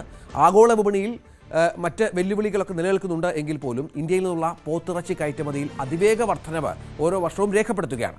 2026 ഏപ്രിൽ മുതൽ ജൂൺ വരെയുള്ള 3 മാസ കാലയളവിൽ മാത്രം ഏകദേശം $1493 മില്യൺ, അതായത് 14,241 കോടി രൂപയുടെ പോത്തിറച്ചിയാണ് ഇന്ത്യയിൽ നിന്ന് ലോകത്തിൻ്റെ വിവിധ ഭാഗങ്ങളിലേക്ക് കയറ്റി അയച്ചിട്ടുള്ളത്. ഇത് കഴിഞ്ഞ വർഷവുമായി താരതമ്യം ചെയ്യുമ്പോൾ ഏതാണ്ട് കഴിഞ്ഞ വർഷം ഈ സമയത്ത് 597 മില്യൺ വർധനവ് ഉണ്ട് എന്നാണ് മനസ്സിലാക്കേണ്ടത്. ഡോളറിൻ്റെ അധിക വരുമാനം നേടിയെടുക്കാൻ രാജ്യത്തിന് കഴിഞ്ഞു. ഉത്തർപ്രദേശിന് പുറമെ ഹരിയാന, മഹാരാഷ്ട്ര, ആന്ധ്രാപ്രദേശ് തുടങ്ങിയ സംസ്ഥാനങ്ങളും പോത്തിറച്ചി കയറ്റുമതിയിൽ ഒട്ടും പിന്നിലല്ല. ഇന്ത്യയിൽ നിന്നുള്ള പോത്തിറച്ചിയുടെ പ്രധാന ഗുണഭോക്താക്കൾ പശ്ചിമേഷ്യൻ രാജ്യങ്ങളാണ്. കൂടാതെ വിയറ്റ്നാം, മലേഷ്യ, ഈജിപ്ത്, ഇന്തോനേഷ്യ തുടങ്ങിയ രാജ്യങ്ങളും ഇന്ത്യയിൽ നിന്നുള്ള കയറ്റുമതി ചെയ്യുന്ന പോത്തിറച്ചി ഉപയോഗിക്കുന്നുണ്ട്. പശു, കാള തുടങ്ങിയ മാംസം കയറ്റുമതി നിരോധിച്ചിട്ടുള്ള പശ്ചാത്തലത്തിൽ ബഫല്ലോ മീറ്റ്, പൗൾട്രി, ആട് തുടങ്ങിയ മാംസവും സംസ്കരിച്ച മാംസവുമാണ് വലിയ രീതിയിൽ കയറ്റുമതി ചെയ്യുന്നത്. Allanasons private limited, HMM agro industries limited, Alkabeer exports private limited, Virha exports India private limited തുടങ്ങിയ കമ്പനികളാണ് ഇന്ത്യയിൽ നിന്നും വിദേശത്തേക്ക് പോത്തിറച്ചി കയറ്റുമതി ചെയ്യുന്ന പ്രധാന സ്ഥാപനങ്ങൾ. ഏതായാലും പശ്ചിമേഷ്യയിലേക്കും യൂറോപ്പിലേക്കും മറ്റും ഇത്തരത്തിൽ പോത്തിറച്ചി കയറ്റുമതി വർദ്ധിപ്പിക്കാനുള്ള ശ്രമത്തിലാണ് ഇപ്പോൾ കമ്പനികൾ. അഭിഷേക് ശർമ്മ എന്ന താരം കഴിഞ്ഞ 3 പരമ്പരകളായി നിറം മങ്ങിയ അവസ്ഥയിലായിരുന്നു ഇന്ത്യൻ ടീമിൽ. ഇപ്പോൾ അത്യുഗ്രൻ പ്രകടനവുമായി അഭിഷേക് ശർമ്മ തിരിച്ചു വന്നിരിക്കുകയാണ്. അയർലൻഡിനും ഇംഗ്ലണ്ടിനും സിംബാബ്വെക്കുമെതിരായ 2020 പരമ്പരകളിൽ ഒട്ടും തിളങ്ങാൻ സാധിക്കാതിരുന്നതിൻ്റെ കേട് തീർത്ത് അദ്ദേഹം സ്വന്തം നാട്ടിൽ, അതായത് പഞ്ചാബ് ഇന്റർ ഡിസ്ട്രിക്ട് സീനിയർ ഏകദിന മത്സരത്തിലാണ് ഇന്ത്യൻ താരം നിറഞ്ഞാടിയത്. അമൃത്സർ സീനിയർ ടീമിന് വേണ്ടി കളിച്ച അഭിഷേക് തരൺ ടീമിനെതിരെ 91 പന്തുകളിൽ നിന്ന് 233 റൺസാണ് അടിച്ചുകൂട്ടിയത്. 25 സിക്സറുകളും 15 ഫോറുകളും. ആലോചിക്കണം, സിക്സറുകളുടെ എണ്ണം ഫോറുകളേക്കാൾ കൂടുതലാണ്. അഭിഷേകിൻ്റെ ഒരു ശൈലി അടിച്ചു തുടങ്ങിയാൽ പിന്നെ അതാണ്. അങ്ങനെയാണ് അഭിഷേക് തൻ്റെ വെടിക്കെട്ട് പ്രകടനം പുറത്തിറക്കിയത്. സ്ട്രൈക്ക് റേറ്റ് കേട്ട് അമ്പരക്കണ്ട 256.04. രാജ്യാന്തര മത്സരങ്ങളിൽ ഫോം ഔട്ടിൻ്റെ പേരിൽ വലിയ പഴി കേൾക്കുന്നതിനിടയിലാണ് ഈ ഡബിൾ സെഞ്ചുറി പ്രകടനം. സ്കോർ കാർഡും അഭിഷേകിൻ്റെ ബാറ്റിംഗ് ദൃശ്യങ്ങളുമൊക്കെ ഇപ്പോൾ സമൂഹ മാധ്യമങ്ങളിലൊക്കെ വൈറലാണ്. സഹ ഓപ്പണർ അഭയ് ചൗധരി 85 പന്തിൽ 93 റൺസ് എടുത്തിരുന്നു. അങ്ങനെ അമൃത്സർ ടീം 50 ഓവറിൽ 8 വിക്കറ്റ് നഷ്ടത്തിൽ 533 റൺസാണ് നേടിയത്. അതായത് ഏതാണ്ട് ടീമിൽ നിന്നും വലിയ വിമർശനം കേട്ട് പുറത്താകുമെന്നൊക്കെ വരുന്ന ഘട്ടത്തിലാണ് വീണ്ടും സെലക്ടർമാരുടെ ശ്രദ്ധ പതിയും വിധം അഭിഷേക് തൻ്റെ മികച്ച പ്രകടനങ്ങളിലൊന്ന് പുറത്തെടുത്തത്. കഴിഞ്ഞ ദിവസമാണ് ഇന്ത്യൻ ഹോക്കി ടീമിൻ്റെ ജേഴ്സി വിവാദവുമായി ബന്ധപ്പെട്ട് ചില പരാമർശങ്ങളും കാര്യങ്ങളുമൊക്കെ മുന്നോട്ട് വന്നത്. ഈ ജേഴ്സി വിവാദത്തിൽ നമുക്കറിയാം, ഇന്ത്യയിലെ ഏറ്റവും പ്രധാനപ്പെട്ട ഹോക്കി താരം ആര് എന്ന് ചോദിച്ചാൽ അതിപ്പോഴും PR ശ്രീജേഷിൻ്റെ പേരാണ്. മലയാളിയാണ്. ഇന്ത്യക്ക് ഒരുപാട് കിരീടങ്ങൾ സമ്മാനിച്ച മുൻ ക്യാപ്റ്റൻ കൂടിയാണ്. അനാവശ്യമായ വിവാദങ്ങളും കളിക്കളത്തിന് പുറത്തെ ചർച്ചകളുമൊക്കെ മാറ്റിവെച്ച് ലോകകപ്പിൽ രാജ്യത്തിൻ്റെ 50 വർഷത്തെ മെഡൽ വരൾച്ച അവസാനിപ്പിക്കുന്നതിൽ ശ്രദ്ധ കേന്ദ്രീകരിക്കണമെന്നാണ് PR ശ്രീജേഷ് ആവശ്യപ്പെടുന്നത്. ജേഴ്സിയുടെ നിറം മാറുന്നതിൽ അസ്വാഭാവികമായി ഒന്നുമില്ല എന്ന് വ്യക്തമാക്കിയ ശ്രീജേഷ് 2014-18 ലോകകപ്പുകളിൽ ഇന്ത്യ വ്യത്യസ്തമായ കിറ്റുകൾ അണിഞ്ഞിട്ടുണ്ടെന്നും ചൂണ്ടിക്കാണിച്ചു. ഓഗസ്റ്റ് 15 ആരംഭിക്കുന്ന ഹോക്കി ലോകകപ്പിൽ ഇന്ത്യയുടെ പുരുഷ വനിതാ ടീമുകൾ തങ്ങളുടെ പരമ്പരാഗത നീല നിറത്തിന് പകരം കാവി ജേഴ്സിയാണ് പ്രൈമറി കിറ്റായി ധരിക്കുക. ഇത് വിവാദമായതാണ് ഈ മുൻ ഇന്ത്യൻ ക്യാപ്റ്റന്റെ പ്രതികരണത്തിന് കാരണമായത്. നീല ടർഫുകളിൽ നീല ജേഴ്സി കാഴ്ചയ്ക്ക് തടസ്സമാകുന്നുവെന്ന വാദത്തെ ശ്രീജേഷ് ചോദ്യം ചെയ്തുവെങ്കിലും താരങ്ങൾ ഈ തീരുമാനത്തെ അംഗീകരിച്ചിട്ടുണ്ടെന്ന് ചർച്ചകൾ അവിടെ അവസാനിപ്പിക്കണമെന്നും അദ്ദേഹം വ്യക്തമാക്കി. സത്യം പറഞ്ഞാൽ എന്താണ് ഇതിലെ പ്രശ്നമെന്ന് എനിക്ക് ആദ്യം മനസ്സിലായില്ല. കാരണം നേരത്തെയും ലോകകപ്പുകളിൽ ജേഴ്സിയുടെ നിറം മാറ്റിയിരുന്നു. നമ്മുടെ പരിശീലന കിറ്റുകളിൽ ഒന്ന് പോലും ഓറഞ്ച് നിറത്തിലുള്ളതായിരുന്നു. ഇത്തവണ ലോകകപ്പിന് തൊട്ട് മുൻപ് എന്തുകൊണ്ടാണ് ഇത്രയധികം ചർച്ചകൾ നടക്കുന്നത്? അത് ഒരു പ്രധാന വിഷയമൊന്നുമല്ല. നീല ടർഫുകളിൽ നീല ജേഴ്സി കാഴ്ചയെ ബാധിക്കുമെന്ന വിശദീകരണം ഉൾക്കൊള്ളാൻ പ്രയാസമാണ്. പക്ഷേ നിറമാറ്റത്തെക്കുറിച്ചാണ് വിവാദമെങ്കിൽ നേരത്തെയും ഇങ്ങനെ ഉണ്ടായിട്ടുണ്ട്. അത് പ്രശ്നമല്ല. കാരണം കളിക്കാർ ഇതുമായി ബന്ധപ്പെട്ട കാര്യങ്ങൾ അംഗീകരിച്ചു കഴിഞ്ഞു. പിന്നെ എന്താണ് പ്രശ്നമെന്നാണ് ഇപ്പോൾ ശ്രീജേഷ് ചോദിക്കുന്നത്. ഡൽഹി ജന്തർ മന്ദറിലെ വിദ്യാർത്ഥി പ്രതിഷേധവുമായി ബന്ധപ്പെട്ട് താൻ പറഞ്ഞ നിലപാടിൽ ഉറച്ചു നിൽക്കുന്നതായി മോഹൻലാലിന്റെ മകളും നടിയുമായ വിസ്മയ മോഹൻലാൽ. ജനാധിപത്യ രാജ്യത്തിൽ ചോദ്യം ചെയ്യാനും ശബ്ദമുയർത്താനുമുള്ള അവകാശമുണ്ട്. നാളെ ഏത് പാർട്ടി അധികാരത്തിൽ വന്നാലും ഇത്തരം നടപടികളോട് തൻ്റെ നിലപാട് ഇതുതന്നെ ആയിരിക്കുമെന്നും വിസ്മയ വ്യക്തമാക്കിയാണ്. FTQ വിത്ത് രേഖ മേനോൻ എന്ന യൂട്യൂബ് ചാനലിന് നൽകിയ അഭിമുഖത്തിലായിരുന്നു വിസ്മയ തൻ്റെ നിലപാട് വ്യക്തമാക്കിയത്. ഞാൻ പറഞ്ഞതിൽ ഉറച്ചു നിൽക്കുകയാണ്. നമ്മുടേത് ഒരു ജനാധിപത്യ രാജ്യമാണെന്ന് ഞാൻ വിശ്വസിക്കുന്നു. ചോദ്യങ്ങൾ ചോദിക്കാനും പറയാനുള്ളത് കേൾക്കപ്പെടാനും അവകാശമുണ്ട്. ബലപ്രയോഗത്തിന് പകരം സംവാദങ്ങൾ ഉണ്ടാകണം. മനുഷ്യത്വത്തിൻ്റെയും മേലെയാകരുത് രാഷ്ട്രീയം. ഏത് പാർട്ടി അധികാരത്തിൽ വന്നാലും നാളെയും ഇക്കാര്യങ്ങൾ സംഭവിച്ചാൽ എൻ്റെ നിലപാട് ഇത് തന്നെ ആയിരിക്കും എന്നും അസന്നിഗ്ധമായി വിസ്മയ വ്യക്തമാക്കുകയാണ്. നേരത്തെ ഈ കോക്രോച്ച് ജനതാ പാർട്ടി നേതൃത്വത്തിൽ നടന്ന വിദ്യാർത്ഥി സമരത്തിനെതിരായ പോലീസ് നടപടിയിൽ വിസ്മയെ അപലപിച്ച് രംഗത്ത് വരികയൊക്കെ ചെയ്തിരുന്നു. ഒരു ഇൻസ്റ്റാഗ്രാം പോസ്റ്റൊക്കെ പങ്കുവച്ചു. പക്ഷേ വലിയ തോതിലുള്ള വിമർശനം വിസ്മയക്കെതിരെ ഉണ്ടായ പശ്ചാത്തലമൊക്കെ ഉണ്ടായി. നേരത്തെ പൃഥ്വിരാജിന് കേരളത്തിലുണ്ടായ ഒരു ഹെയ്റ്റ് ക്യാമ്പയിനുണ്ട്. അതിനുമായി ബന്ധപ്പെട്ട് കമ്പയർ ചെയ്താണ് ഈ പോസ്റ്റുകളിൽ പലതും മറുപടി പറയുകയും മറ്റും ചെയ്തത്. വലിയ സൈബർ ആക്രമണം നേരിടേണ്ടി വരുന്ന സാഹചര്യമൊക്കെ ഉണ്ടായിരുന്നു. മോഹൻലാലിനെതിരെ പോലും സൈബർ ആക്രമണം ഉണ്ടായി. പക്ഷേ ഇതിലൊന്നും ഒട്ടും പിറകോട്ട് പോകുന്നില്ല എന്നാണ് വിസ്മയ പറയുന്നത്. അതുമാത്രമല്ല, മേജർ രവിക്കെതിരെയും അതിരൂക്ഷമായ ഭാഷയിൽ വിസ്മയ പ്രതികരിക്കുന്നുണ്ടായി. മേജർ രവി പറഞ്ഞത് വിയറ്റ്നാമിൽ ജനിച്ചു വളർന്ന വിസ്മയയ്ക്ക് രാഷ്ട്രീയത്തെക്കുറിച്ച് അറിവില്ല എന്നായിരുന്നു. വിസ്മയയ്ക്ക് സമരത്തിന് പിന്നിലെ ഗൂഢാലോചനയെക്കുറിച്ച് അറിയില്ല എന്നായിരുന്നു. ഇതിനെതിരെയും വിസ്മയ വലിയ തോതിലുള്ള വിമർശനം ഉയർത്തി. ചെന്നൈ സൂപ്പർ കിങ്സിലേക്ക് ചേക്കേറിയേക്കുമെന്ന അഭ്യൂഹങ്ങൾക്കിടെ തല പൂർണ്ണമായും മൊട്ടയടിച്ച് പുതിയ ലുക്കിൽ തിരുപ്പതി ശ്രീ വെങ്കടേശ്വര സ്വാമി ക്ഷേത്രത്തിൽ ദർശനം നടത്തി ഇന്ത്യൻ ഓൾറൗണ്ടർ ഹാർദിക് പാണ്ഡ്യ. സുഹൃത്ത് മഹിക ശർമ്മയ്ക്കൊപ്പമായാണ് താരം തിരുപ്പതിയിലെത്തിയത്. ഏറ്റവും പ്രധാനപ്പെട്ട പ്രഭാത ചടങ്ങായ സുപ്രഭാത സേവയിൽ പങ്കെടുത്ത ശേഷമാണ് ഹാർദിക്ക് വെങ്കടേശ്വര സ്വാമിയുടെ അനുഗ്രഹം തേടിയത്.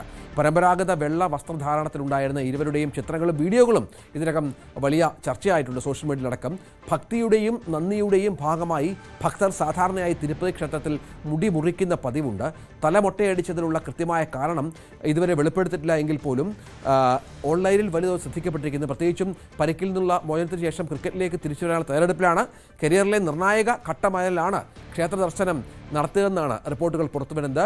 IPL-ന് ശേഷം പുറം വേദനയെ തുടർന്ന് പരിക്കിനെയൊക്കെ തുടർന്ന് താരം ക്രിക്കറ്റിൽ നിന്ന് വിട്ടുനിൽക്കുകയായിരുന്നു. BCCI സെൻറ്റർ ഓഫ് എക്സലൻസിൽ തൻ്റെ റീഹാബിലിറ്റേഷനും റിട്ടേൺ ടു പ്ലേ പ്രോട്ടോക്കോളും പൂർത്തിയാക്കിയ താരം ഇന്ത്യയുടെ വരാനിരിക്കുന്ന വൈറ്റ് ബോൾ മത്സരങ്ങളിലൂടെ തിരിച്ചെത്തുമെന്നാണ് ആരാധകർ കരുതുന്നത്. തെലുങ്ക് സൂപ്പർ താരം അല്ലു അർജുൻ തൻ്റെ ഒരു ക്രഷ് വെളിപ്പെടുത്തിയിരിക്കുകയാണ്. അത് മറ്റാരുമല്ല, മരിച്ചുപോയ ഒരു കാലത്ത് ഹിന്ദി സിനിമയിലെ സൂപ്പർ നടിയായിരുന്ന ശ്രീദേവിയെക്കുറിച്ചാണ്. അതായത് ശ്രീദേവിയോടുള്ള തൻ്റെ ആരാധന എത്രത്തോളം ഉണ്ട് എന്ന് തുറന്നു പറയുകയാണ് താരം. ബോണി കപൂറിനെ ശ്രീദേവി വിവാഹം കഴിച്ച ദിവസം മുഴുവൻ താൻ ഇരുന്ന് കരഞ്ഞു എന്നാണ് അല്ലു അർജുൻ ഒരു അഭിമുഖത്തിൽ വ്യക്തമാക്കിയത്.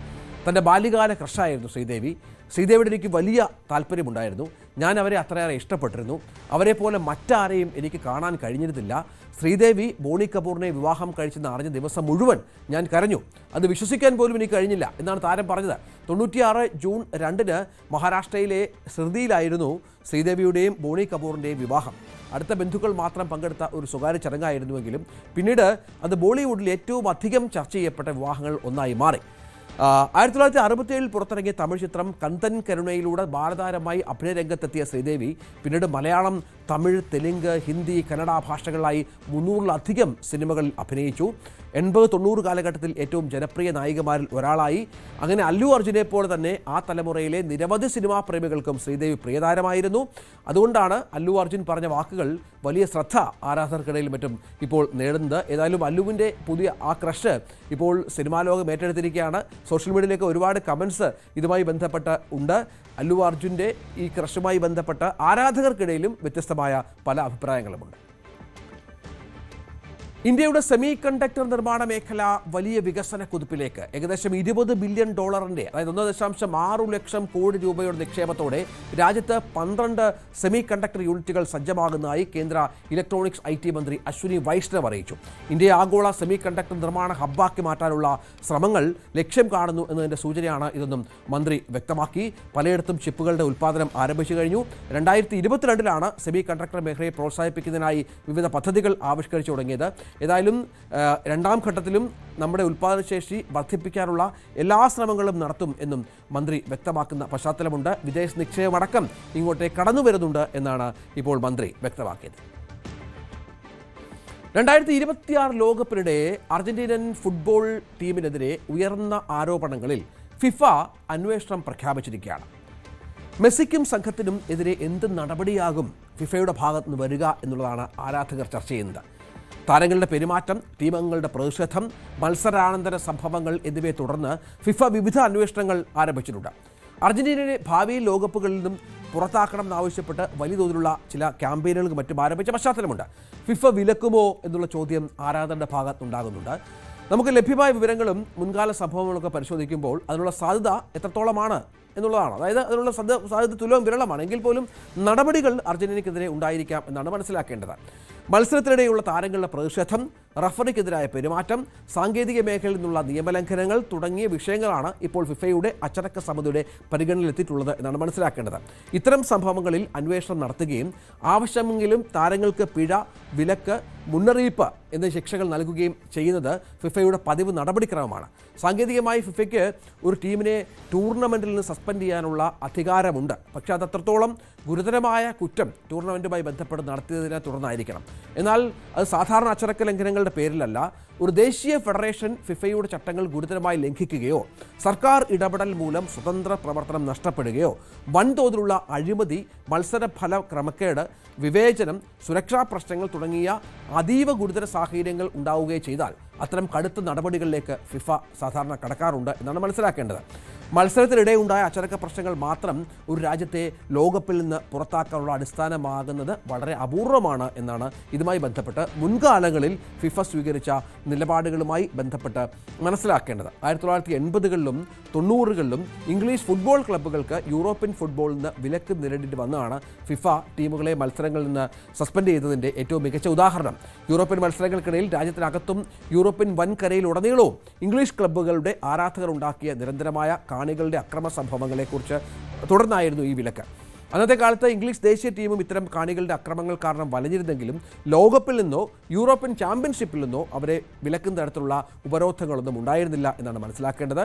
അതാണ് മറ്റു പ്രധാനപ്പെട്ട കാര്യം. താരങ്ങൾക്ക് മത്സര വിലക്ക് ഏർപ്പെടുത്താം, ദേശീയ ഫെഡറേഷനുകൾക്കെതിരെ സാമ്പത്തിക പിഴ നൽകാം, മുന്നറിയിപ്പ് നടത്താം, അടച്ചിട്ട മത്സരങ്ങളിൽ സ്റ്റേഡിയങ്ങളിൽ മത്സരം നടത്താനുള്ള ശിക്ഷ നൽകാം. അതൊക്കെയാണ് ഉണ്ടായിട്ടുള്ളത്. അല്ലാതെ ഒരു ദേശീയ ടീമിനെ പൂർണ്ണമായും ലോകകപ്പിൽ നിന്ന് വിലക്കുന്നത് ഫിഫ വളരെ വളരെ അപൂർവമായി മാത്രം ഉപയോഗിക്കുന്ന നടപടിയാണ്. അതുകൊണ്ട് തന്നെ അർജന്റീൻ ടീമിനെതിരെ ആ തരത്തിലുള്ള നടപടികൾ ഉണ്ടാകും എന്ന് പ്രതീക്ഷിക്കേണ്ട. പക്ഷേ നടപടി ഉണ്ടാകും. അത് ലോകകപ്പിൽ നിന്ന് പുറത്താക്കുന്ന നടപടി ആയിരിക്കില്ല. മുന്നറിയിപ്പുകൾ അല്ലെങ്കിൽ പിഴ, താരങ്ങൾക്കെതിരെയുള്ള നടപടി, ആ തരത്തിലുള്ള കാര്യങ്ങളുമായി ബന്ധപ്പെട്ടായിരിക്കും തീരുമാനമുണ്ടാകുക എന്നാണ് മനസ്സിലാക്കേണ്ടത്. നമുക്ക് ചൈനയുടെ അത്ഭുതങ്ങളിലേക്ക് ഒരിക്കൽ കൂടി ഒന്ന് ശ്രദ്ധ ചെലുത്തണം. കാരണം ചൈന ലോകത്തിന് മുന്നിൽ മുന്നോട്ട് വെക്കുന്ന അത്ഭുതങ്ങൾ ചെറുതല്ല. വിവിധ മേഖലകളിൽ അവർ തങ്ങളുടെ കാര്യക്ഷമത വർദ്ധിപ്പിച്ചു വരികയാണ്. ഉദാഹരണമായി അമേരിക്കയൊക്കെ അമ്പരപ്പിച്ചുകൊണ്ടാണ് വിവിധ മേഖലകളിൽ ചൈന തങ്ങളുടെ ആധിപത്യം പുലർത്തുന്നത്. ഇപ്പോൾ ഏറ്റവും ഒടുവിൽ തങ്ങളുടെ സോളാർ ഉൽപ്പാദന ശേഷി ഈ പാദത്തിൽ തന്നെ രാജ്യത്തെ കൽക്കരി അധിഷ്ഠിത ഉൽപ്പാദന ശേഷിയെ മറികടക്കും എന്നുള്ള പ്രഖ്യാപനമാണ് ഇപ്പോൾ ചൈനയുടെ ഭാഗത്ത് നിന്ന് ഉണ്ടാകുന്നത്. അതായത് ചൈന ഏറ്റവും കൂടുതൽ നേരത്തെ ഇതുമായി ബന്ധപ്പെട്ട് ഇലക്ട്രിസിറ്റിയുമായി ബന്ധപ്പെട്ട് അവർ കൽക്കരിയാണ് ആശ്രയിച്ചു വന്നിരുന്നത്. ഇപ്പോൾ കൽക്കരിയെ മാറ്റിക്കൊണ്ട് കൽക്കരിക്ക് അനുയോജ്യമായ തരത്തിൽ അല്ലെങ്കിൽ കൽക്കരിക്കുമായി ചേരുന്ന തരത്തിൽ തന്നെ പലതരത്തിലുള്ള സോളാർ പ്ലാന്റുകൾ സ്ഥാപിച്ചുകൊണ്ട് വലിയ തോതിലുള്ള മാറ്റങ്ങൾ ചൈനയുടെ ഊർജ്ജ രംഗത്ത് ഉണ്ടാകുന്നു എന്നാണ് ഏറ്റവും പ്രധാനപ്പെട്ട ഒന്ന്. ജൂൺ മാസം അവസാനത്തോടെ ചൈനയുടെ സോളാർ ഊർജ്ജശേഷി 1274 ഗിഗാവാട്ടിൽ എത്തിയിരിക്കുകയാണ്. ഗിഗാവാട്ടിൽ എത്തിയിരിക്കുകയാണ്. കൽക്കരി ഊർജ്ജശേഷിയാകട്ടെ 1275 ഗിഗാവാട്ടാണ്. അതായത് ഏതാണ്ട് കൽക്കരിക്കൊപ്പം തങ്ങളുടെ സോളാർ ഉൽപ്പാദനം ചൈന എത്തിച്ചിരിക്കുന്നു എന്നുള്ള പ്രധാനപ്പെട്ട ഒന്നുണ്ട്. ഇതോടെ രാജ്യത്തിലെ പ്രധാന ഊർജ്ജ സ്രോതസ്സുകളിൽ കൽക്കരിക്കൊപ്പം എത്താൻ സോളാറിന് സാധിച്ചു എന്നുള്ളതാണ് CEC ചൂണ്ടിക്കാട്ടുന്നത്. ആദ്യ പകുതിയിൽ രാജ്യത്തെ പുനരുപയോഗ ഊർജ്ജ ഉൽപ്പാദനം കഴിഞ്ഞ വർഷത്തേക്കാൾ 8.5% വർദ്ധിക്കുകയാണ്. മൊത്തം വൈദ്യുതി ഉൽപ്പാദനത്തിൻ്റെ 40.2% നൽകിയത് പുനരുപയോഗ ഊർജ്ജ സ്രോതസ്സുകളാണ്. ചരിത്രത്തിൽ ആദ്യമായി കൽക്കരിയിൽ നിന്നുള്ള വൈദ്യുതി ഉൽപ്പാദന വിഹിതം 50% താഴെയാക്കി കുറയ്ക്കാൻ ചൈനയ്ക്ക് സാധിക്കുകയാണ്. എങ്കിലും വ്യവസായ ആവശ്യങ്ങൾക്കും മറ്റു കാര്യങ്ങൾക്കുമൊക്കെ ചൈന ഇപ്പോഴും കൽക്കരിയെ ആശ്രയിക്കുന്നുണ്ട് എങ്കിൽ പോലും ആകെ ഊർജ്ജ ഉൽപ്പാദനത്തിൽ കൽക്കരിയോടുള്ള ആശ്രിതത്വം പകുതിയിൽ താഴെയാക്കി കുറയ്ക്കാൻ ചൈനയ്ക്ക് സാധിച്ചിരിക്കുന്നു എന്നത് ഏറ്റവും പ്രധാനപ്പെട്ട ഒന്നാണ്. ചൈനയുടെ ചരിത്രത്തിൽ ആദ്യമായാണ് ഇങ്ങനെയൊരു സംഭവം ഉണ്ടാകുക. അതായത് നേരത്തെ ചൈന കടലിൽ പോലും സോളാർ പ്ലാന്റുകൾ സ്ഥാപിച്ചു എന്നുള്ള വിവരങ്ങൾ പുറത്തു വന്നിരുന്നു. മരുഭൂമിയിലടക്കം സോളാർ പ്ലാന്റുകൾ സ്ഥാപിക്കുന്നുണ്ട്. രാജ്യത്തെമ്പാടും സോളാർ പ്ലാന്റുകളുമായി ബന്ധപ്പെട്ട് ലോകരാജ്യങ്ങളിലെങ്ങും സംഭവിക്കാത്ത വിധമുള്ള അതിശയകരമായ വിപ്ലവമാണ് ചൈന മുന്നോട്ട് വെക്കുന്നത്. ഇത് നമുക്ക് നേട്ടമാകണം. എങ്ങനെയാണെന്നുള്ളത് നോക്കാം. നമുക്ക് പാഠമാവുകയും വേണം ഇന്ത്യക്ക്. ചൈനയുടെ ഈ പുനരുപയോഗ ഊർജ്ജ സ്രോതസ്സുകളിലേക്കുള്ള ഈ ചുവടുമാറ്റം അവിടുത്തെ ഇലക്ട്രിക് വാഹനങ്ങളുടെ എണ്ണം ഉയരുന്നതും ആഗോളതലത്തിൽ ക്രൂഡ് ഓയിൽ ഡിമാൻഡ് കുറയ്ക്കുന്ന ഒരു പശ്ചാത്തലം ഒരുക്കും എന്നുള്ളതാണ് ഏറ്റവും പ്രധാനപ്പെട്ട ഒന്ന്. ലോകത്തിലെ തന്നെ നമുക്കറിയാം ഏറ്റവും വലിയ എണ്ണ ഇറക്കുമതി രാജ്യമാണ് ചൈന. ചൈന പ്രധാനമായും റഷ്യയിൽ നിന്നും വെനസ്വേലയിൽ നിന്നും ഗൾഫ് രാജ്യങ്ങളിൽ നിന്നും മറ്റും ഓയിൽ ഇറക്കുമതി ചെയ്യുന്ന ഒരു രാജ്യമാണ്. ലോകത്തിലെ ഏറ്റവും വലിയ എണ്ണ ഇറക്കുമതി രാജ്യമാണ്. ഇവിടെ പെട്രോളിയത്തിൽ നിന്നുള്ള മാറി സോളാറിനും EVക്കും മറ്റും പ്രാധാന്യം നൽകുമ്പോൾ ഇത് വർദ്ധിക്കുമ്പോൾ ആഗോള എണ്ണ വില വലിയ തോതിൽ കുത്തനെ ഇടിയാനുള്ള ഒരു പശ്ചാത്തലം ഒരുങ്ങുന്നു എന്നതാണ് നമുക്ക് ഗുണമാകുന്നത്. ചൈനയുടെ ഈ നീക്കം നമുക്ക് നേട്ടമാവുകയാണ്. ആഭ്യന്തര ആവശ്യത്തിനുള്ള ക്രൂഡ് ഓയിലിൻ്റെ 85% ഇറക്കുമതി ചെയ്യുന്ന ഒരു രാജ്യം കൂടിയാണ് ഇന്ത്യ എന്നത് മനസ്സിലാക്കണം. അപ്പോൾ ക്രൂഡ് ഓയിൽ വില താഴുമ്പോൾ വ്യാപാരക്കമ്മി, പണപ്പെരുപ്പം എന്നിവ നമുക്ക് നിയന്ത്രിക്കാൻ സാധിക്കും. വലിയ രീതിയിൽ സഹായകമാകും. ആഗോള സോളാർ വിപണിയുടെ 80% അധികം നിയന്ത്രിക്കുന്നത് ഇപ്പോൾ ചൈനയായി മാറിയ പശ്ചാത്തലം കൂടിയുണ്ട്. തദ്ദേശീയമായി ചൈനയിൽ സോളാർ ഉപയോഗം വർദ്ധിക്കുമ്പോൾ സോളാർ വേഫറുകളുടെയും പാനലുകളുടെയും കയറ്റുമതിയിൽ വ്യതിയാനങ്ങൾ വരാം. ഇന്ത്യ ആഭ്യന്തര തലത്തിൽ സോളാർ നിർമ്മാണം പ്രോത്സാഹിപ്പിക്കുന്നതിനായി ആരംഭിച്ച പല പദ്ധതികൾക്കും മേക്ക് ഇന്ത്യ പദ്ധതിക്കും ഇത് വലിയ തോതിൽ ഊർജ്ജമേകും. പുനരുപയോഗ ഊർജ്ജ മേഖലയിലേക്ക് കൂടുതൽ ആഗോള നിക്ഷേപങ്ങൾ ആകർഷിക്കാൻ ഇന്ത്യക്ക് മുന്നിൽ വഴിതുറക്കും. കാർബൺ ബഹിർഗമനത്തിൽ നെറ്റ് സീറോ എന്ന ലക്ഷ്യം 2047 വർഷത്തിൽ ഇന്ത്യ മുന്നിൽ കാണുകയാണ്. അങ്ങനെ അത്തരം മാറ്റങ്ങൾ നമുക്ക് വല്ലാത്ത തോതിൽ നമ്മളെ പ്രചോദിപ്പിക്കുകയും ചെയ്യും എന്നാണ് മനസ്സിലാക്കേണ്ടത്. ഇന്ത്യൻ ക്രിക്കറ്റ് താരം ശുഭ്മാൻ ഗിൽ പല നടിമാരുടെയും അവരുടെ ഒരു ഫാൻ ബോയാണ്. പലതരത്തിൽ സെലിബ്രിറ്റിയായി ഇങ്ങനെ വിലസുന്ന ഒരാളാണ്. പക്ഷേ ഇപ്പോൾ ശുഭ്മാൻ ഗില്ലല്ല സോഷ്യൽ മീഡിയയിലെ പുതിയ താരം. ശുഭ്മാൻ ഗില്ലിൻ്റെ സഹോദരിയാണ്.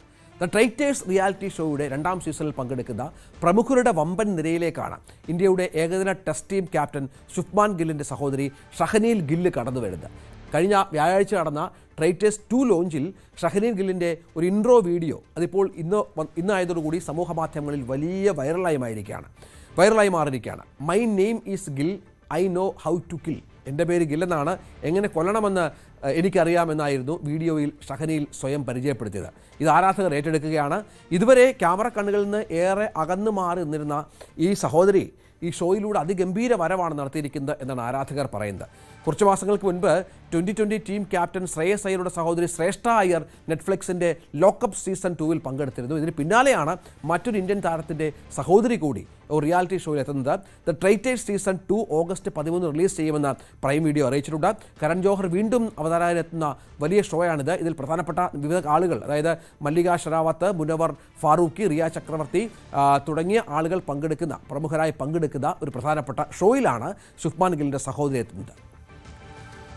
മലപ്പുറം പരപ്പനങ്ങാടി നാടുകാണി സംസ്ഥാന പാതയിൽ റോഡിലേക്ക് മണ്ണിടിഞ്ഞു. മലപ്പുറം പാണക്കാട് ഏടായിപ്പാലത്താണ് സംഭവം. പ്രദേശത്ത് ഇപ്പോഴും മണ്ണിടിഞ്ഞ് തുടരുകയാണ്. ദൃശ്യങ്ങൾ ഇപ്പോൾ പ്രേക്ഷകർക്കായി കാണാം.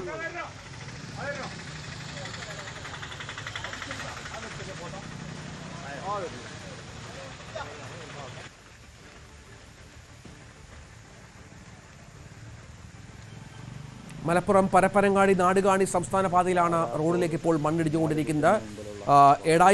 പാണക്കാട് ഏടായിപ്പാലത്താണ് ഈ സംഭവം. പ്രദേശത്ത് ഇപ്പോഴും മണ്ണിടിച്ചിൽ തുടരുകയാണ്. മരങ്ങളും മറ്റും റോഡിലേക്ക് ഇടിഞ്ഞു വീഴുന്ന പശ്ചാത്തലവും പ്രധാനമാണ്. ഈ പാതയിൽ ഗതാഗത തടസ്സം ഇപ്പോൾ ഉണ്ടായിട്ടുണ്ട്. സംസ്ഥാന പാതയിലേക്ക് ഇപ്പോൾ രക്ഷാപ്രവർത്തകരടക്കം അവിടെ എത്തിയിട്ടുണ്ട്. ഫയർഫോഴ്സ് സംഘമൊക്കെ വലിയ തോതിൽ കാര്യങ്ങൾ മുന്നോട്ട് കൊണ്ടുപോകുന്നുണ്ട് എന്നാണ് മനസ്സിലാക്കേണ്ടത്. ഈ വാർത്ത അടക്കം മഴയുമായി ബന്ധപ്പെട്ട വിശദമായ വാർത്തകളിലേക്ക് തന്നെ ന്യൂസ് 18 കടക്കുകയാണ്. അടുത്ത 2 മണിക്കൂർ ന്യൂസ് ട്രെൻഡ്സിൽ TJ സജിത്ത്, നമ്മുടെ സംസ്ഥാന വ്യാപകമായി നമ്മുടെ പ്രതിനിധികൾ ചേരും. അതിലേക്ക് വരാം ഇടവേളയ്ക്ക് ശേഷം.